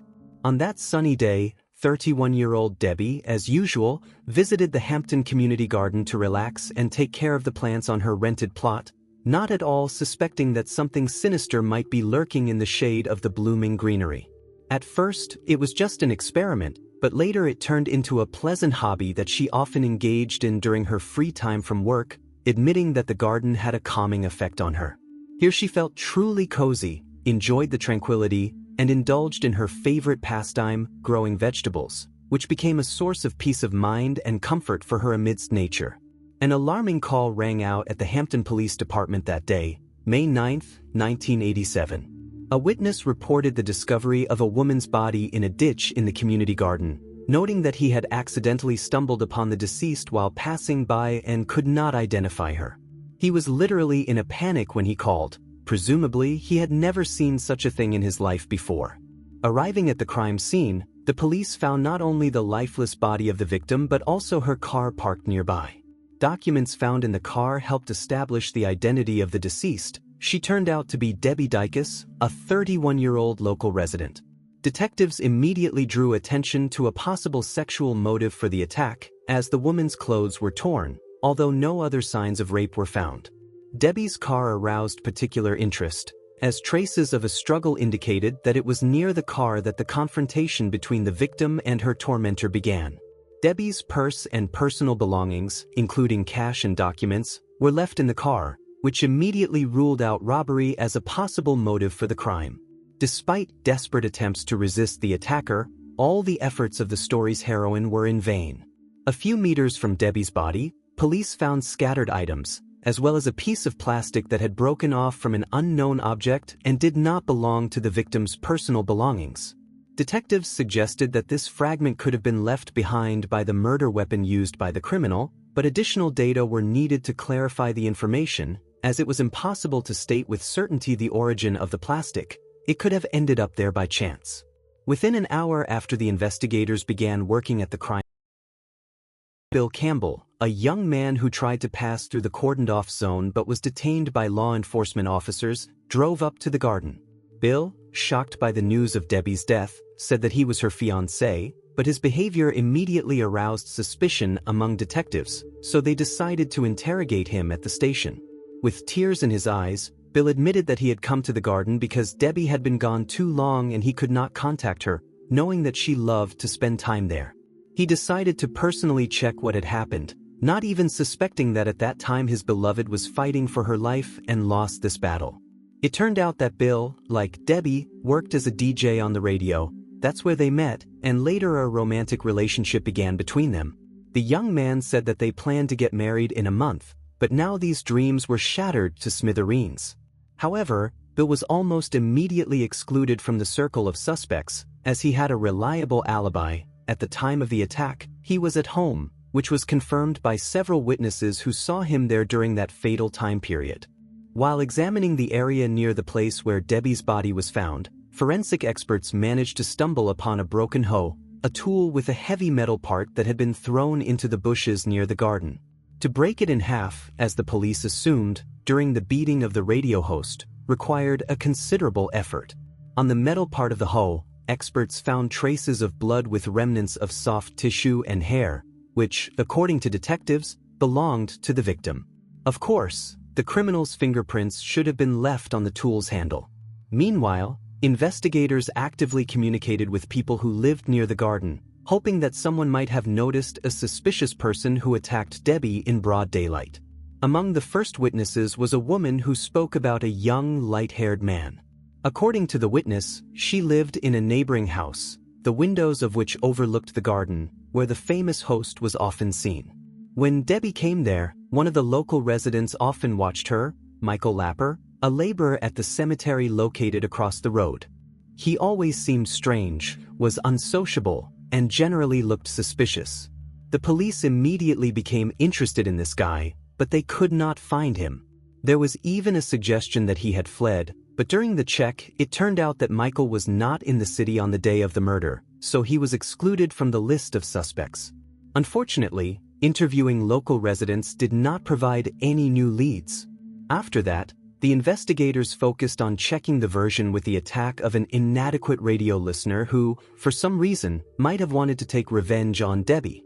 The calls to the radio station that came in during the work of the story's heroine were carefully studied, but this direction also did not bring any new leads. Neither on the air nor at work in general did Debbie receive any threats. At least, the young woman herself did not complain about such episodes, and other employees of the radio company, relatives, and her fiancé confirmed that she did not have problems with enemies, was not associated with crime, and did not suffer from addictions. The radio host was the last person one could suspect of being involved in criminal reports. Approximately an hour before the police arrived at the scene of the tragedy, As the forensic expert found out by analyzing the condition of the deceased's eyes and the absence of cadaveric spasm, Debbie gave her soul to God. Initially, it was assumed that death occurred 3 to 4 hours before the arrival of police officers, but thanks to the testimony of Debbie's fiancé, Bill, who was able to indicate the time when she left home, it was possible to narrow down the time intervals. While the autopsy report was being compiled, law enforcement officers tried to find out if a potentially dangerous person could have been in Debbie's environment.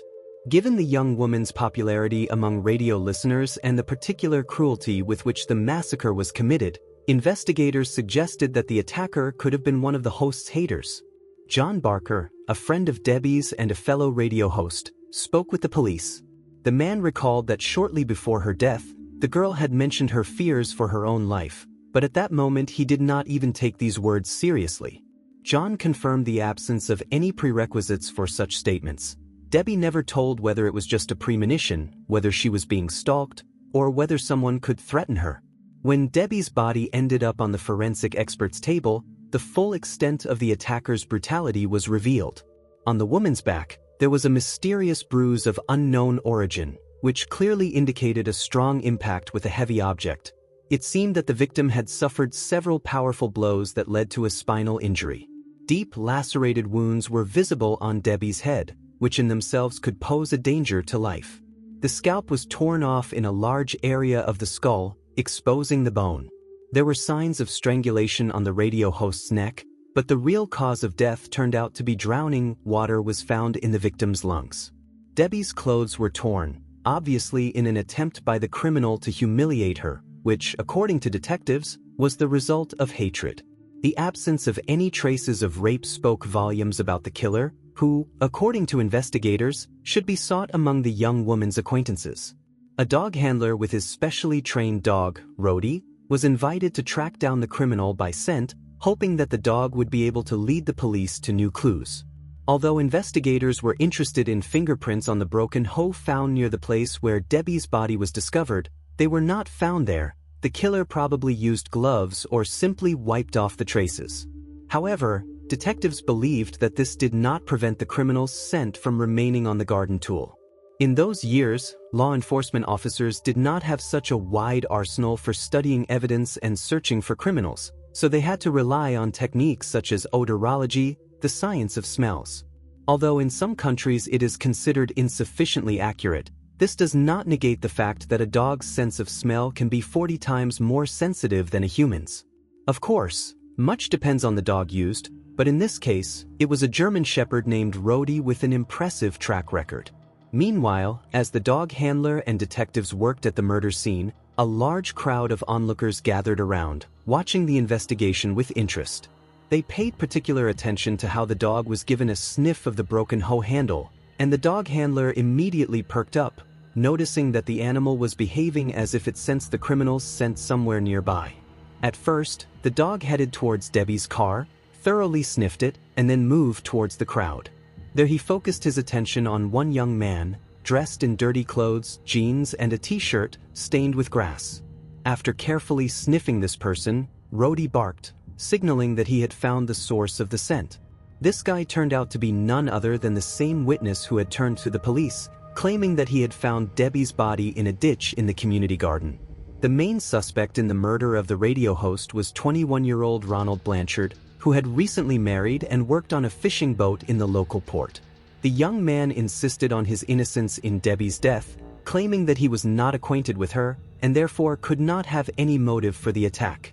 However, as they spoke with the young man, the police became more and more convinced of his guilt. Ronald was visibly nervous, confused in his testimony, and took a long time to consider his answers. The longer the conversation lasted, the more the story of the person who called the police changed. At first, Ronald insisted that he did not know Debbie and had not heard about her work on the radio, but later he let slip that he was aware of all this. However, to justify his lie, he referred to some friend from the crowd who allegedly told him a brief biography of the victim. However, the friend mentioned by the main suspect did not confirm that he was at the crime scene that day at all. By all parameters, Ronald Blanchard fit the role of a killer. He had a dubious past, Back in high school, from which he was expelled, the guy was noticed in connections with the criminal world. Having never received a full education, Ronald made do with occasional earnings until he got a job as a laborer in the local port. And there he was known as an arrogant and hot-tempered person who always provoked problems. It was not for nothing that his parents called Ron a problem child. Ronald's bad temper was the reason for his numerous minor skirmishes with the law. At the slightest opportunity, he easily lost his temper, started fights, and generally behaved extremely unpredictably, which made him an ideal candidate for the role of a socially dangerous element capable of a brutal murder. As the investigation found out, after the attack on Debbie Dicus, the criminal returned home with bloody hands and dirty clothes.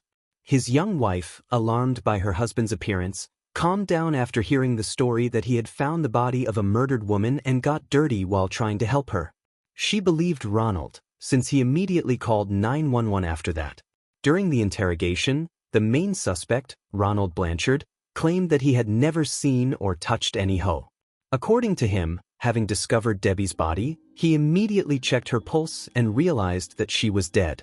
He explained the appearance of dirt on his clothes by pulling the victim out of the ditch. There was no phone nearby, so he went home, from where he called the police. His story might have seemed plausible if it weren't for one detail. Law enforcement officers checked the clothes Ronald was wearing while standing in the crowd of onlookers and found traces of blood on his shirt, both front and back. The suspect justified the appearance of the stains by the same pulling of the victim out of the ditch, but could not convincingly explain the traces on his back. The killer insisted that he had to press the body of the deceased against himself in order to pull her out.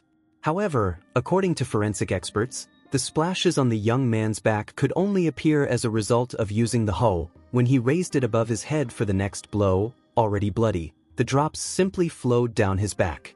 To analyze the pattern left by the drops of blood, forensic experts conducted an experiment. They took a motorcycle helmet that imitated the victim's skull and covered it with fabric on the outside.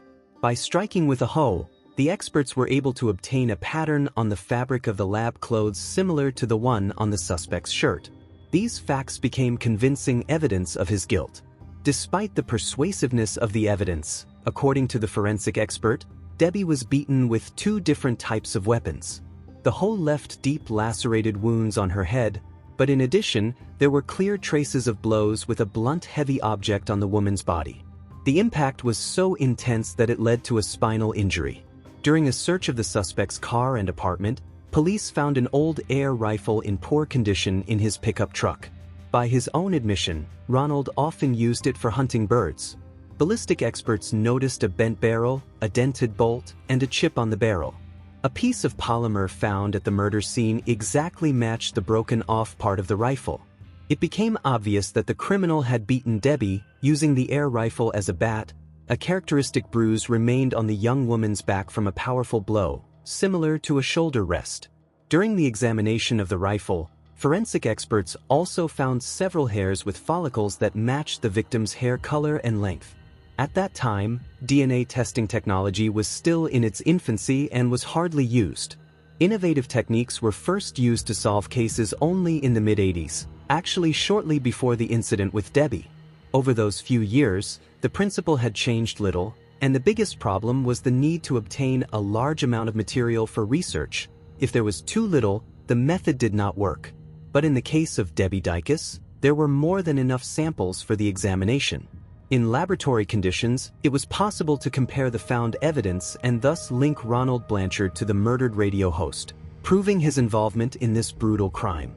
The defendant, Ronald Blanchard, refused to testify on his own behalf during the trial, which began on October 27, 1988, 7 months after he managed to be released on bail. He insisted on his innocence, showing no remorse or pangs of conscience, and behaved arrogantly and offensively towards the family of the murdered radio host Debbie Dicus. According to the prosecution, Ronald took Debbie's remark to heart, which she made to him during a chance meeting shortly before the tragedy. Then, during a walk, the radio host encountered her future killer when he was hunting birds with a rifle and expressed her indignation that the guy was just killing animals.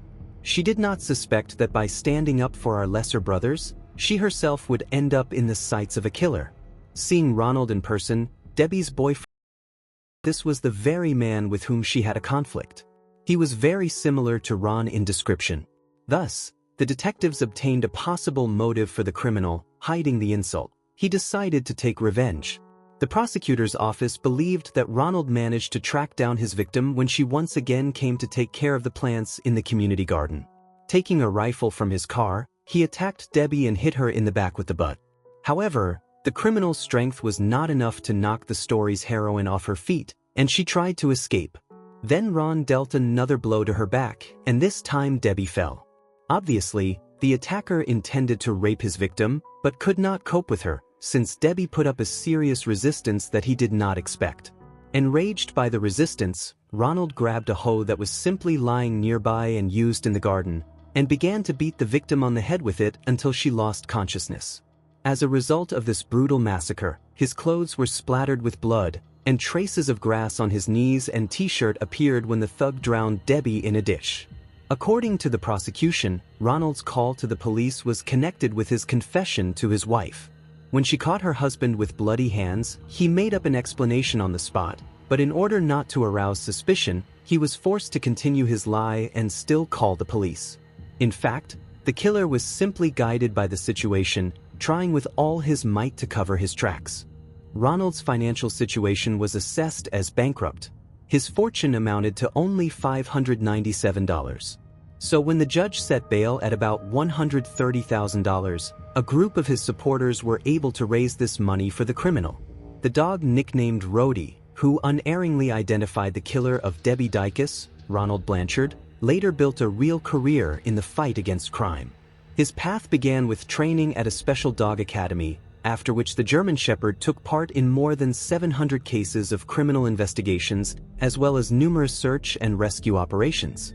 Back in 1984, Rhodey was recognized as the best service dog in the state of Virginia. Later, this four-legged hero retired and passed away in 1989 at the age of 9.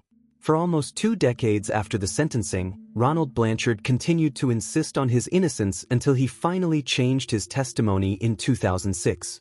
All this time, the criminal spent behind bars and only now officially addressed the family of his victim with apologies, saying that he sincerely repents of what he did.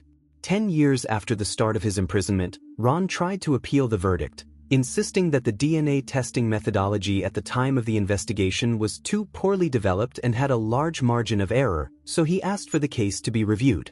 The defendant's lawyer pointed out errors in the work of the investigation and believed that bringing charges only on the basis of a dog's reaction was a clear sign of bias. The appeal was accepted, and new examinations were carried out. By that time, technology had taken a significant step forward, so a reanalysis of all the collected materials only confirmed that it was Ronald Blanchard who was the killer of Debbie Dicus. The second trial, together with the sentencing, took only 24 hours, and nothing changed for the criminal. The punishment remained in force. On April 8, 1988, Ronald Blanchard was sentenced to 2 life terms in prison without the right to parole plus another 12 years. The victim's father, Mark Dicus, stated then that Ron deserved the electric chair. At that time, the death penalty was in effect in Virginia, which was carried out either through the electric chair or through a lethal injection. The defendant himself could choose the method of execution, but in Debbie's case, the death penalty was not considered, since the rape was not carried through to the end. Despite the fierce defense of the lawyer, the prosecutors managed to convince the jury of Ronald Blanchard's guilt. In many ways, this became possible thanks to the results of DNA analysis and a whole series of circumstantial evidence. In the end, he was found guilty of first-degree murder, as well as attempted rape. The attack with the use of a firearm was taken into account as an aggravating circumstance, although he did not use it for its intended purpose. The defendant's wife did not believe in his guilt until the very end. She remained convinced that a miscarriage of justice had occurred, and Ron could not have killed a person in any way. After the verdict was announced, the grief-stricken woman cried and begged the court to allow her to hug her husband one last time. The jurors perceived Ronald Blanchard's refusal to testify on his own behalf as a fear of blurting out and exposing himself. His defiant behavior in the courtroom, lack of remorse and pangs of conscience, as well as an offensive attitude towards the family of the murdered radio host also did not play in favor of the defendant. The story of the murder of young radio host Debbie Dicus is a tragic example of how one moment of thoughtless cruelty can destroy not only the life of the victim but also forever change the fate of her relatives, friends, and everyone who knew and loved her. This girl had a brilliant future ahead of her. She was full of dreams and plans, but all this was mercilessly cut short by the hand of an insidious killer. Debbie died defending her right to life, honor, and dignity. She fought to the end, not giving up, and although her physical strength was not enough to overcome the armed attacker, her courage and indomitable spirit will forever remain an example for all of us. The bright memory of Debbie Dicus will live in the hearts of those who knew her, and may the earth rest lightly upon her. The disclosure of this terrible crime became possible thanks to the persistent and professional work of investigators, forensic experts, and everyone who joined the search for the truth. I especially want to note the invaluable contribution of the shepherd dog Rhodey, a real four-legged hero, whose keen sense of smell and impeccable intuition made it possible to track down the killer and bring him to justice. Rhodey is a vivid representative of those dedicated and intelligent animals that faithfully serve people, helping to solve the most intricate crimes and save lives. Such dogs are true professionals in their field, and we should be infinitely grateful to them for their service. Rhodey and his colleagues are worthy descendants of the legendary police dogs of the past, whose successes and achievements have gone down in the history of criminology. May the memory of Rhodey, who, unfortunately, is no longer with us, be forever preserved as a symbol of loyalty, courage, and dedication. And may his example inspire new generations of service dogs and their mentors' dog handlers to perform their duty just as conscientiously and devotedly, protecting law and justice. The Debbie Dicus case also makes us think about how important it is to recognize potential danger in time and take all possible measures for self-defense. After all, as we can see, even in a seemingly safe and familiar environment, a mortal threat can lurk. Therefore, each of us should be vigilant, cautious, and always listen to our inner sense of alarm. If you find yourself in an unfamiliar place or situation that makes you feel uneasy, leave this area as soon as possible and move to where you will feel protected. Do not be ashamed to ask for help if you feel that you are in danger. Contact relatives, friends, law enforcement officers. Make sure that someone close to you always knows where you are and when you should return.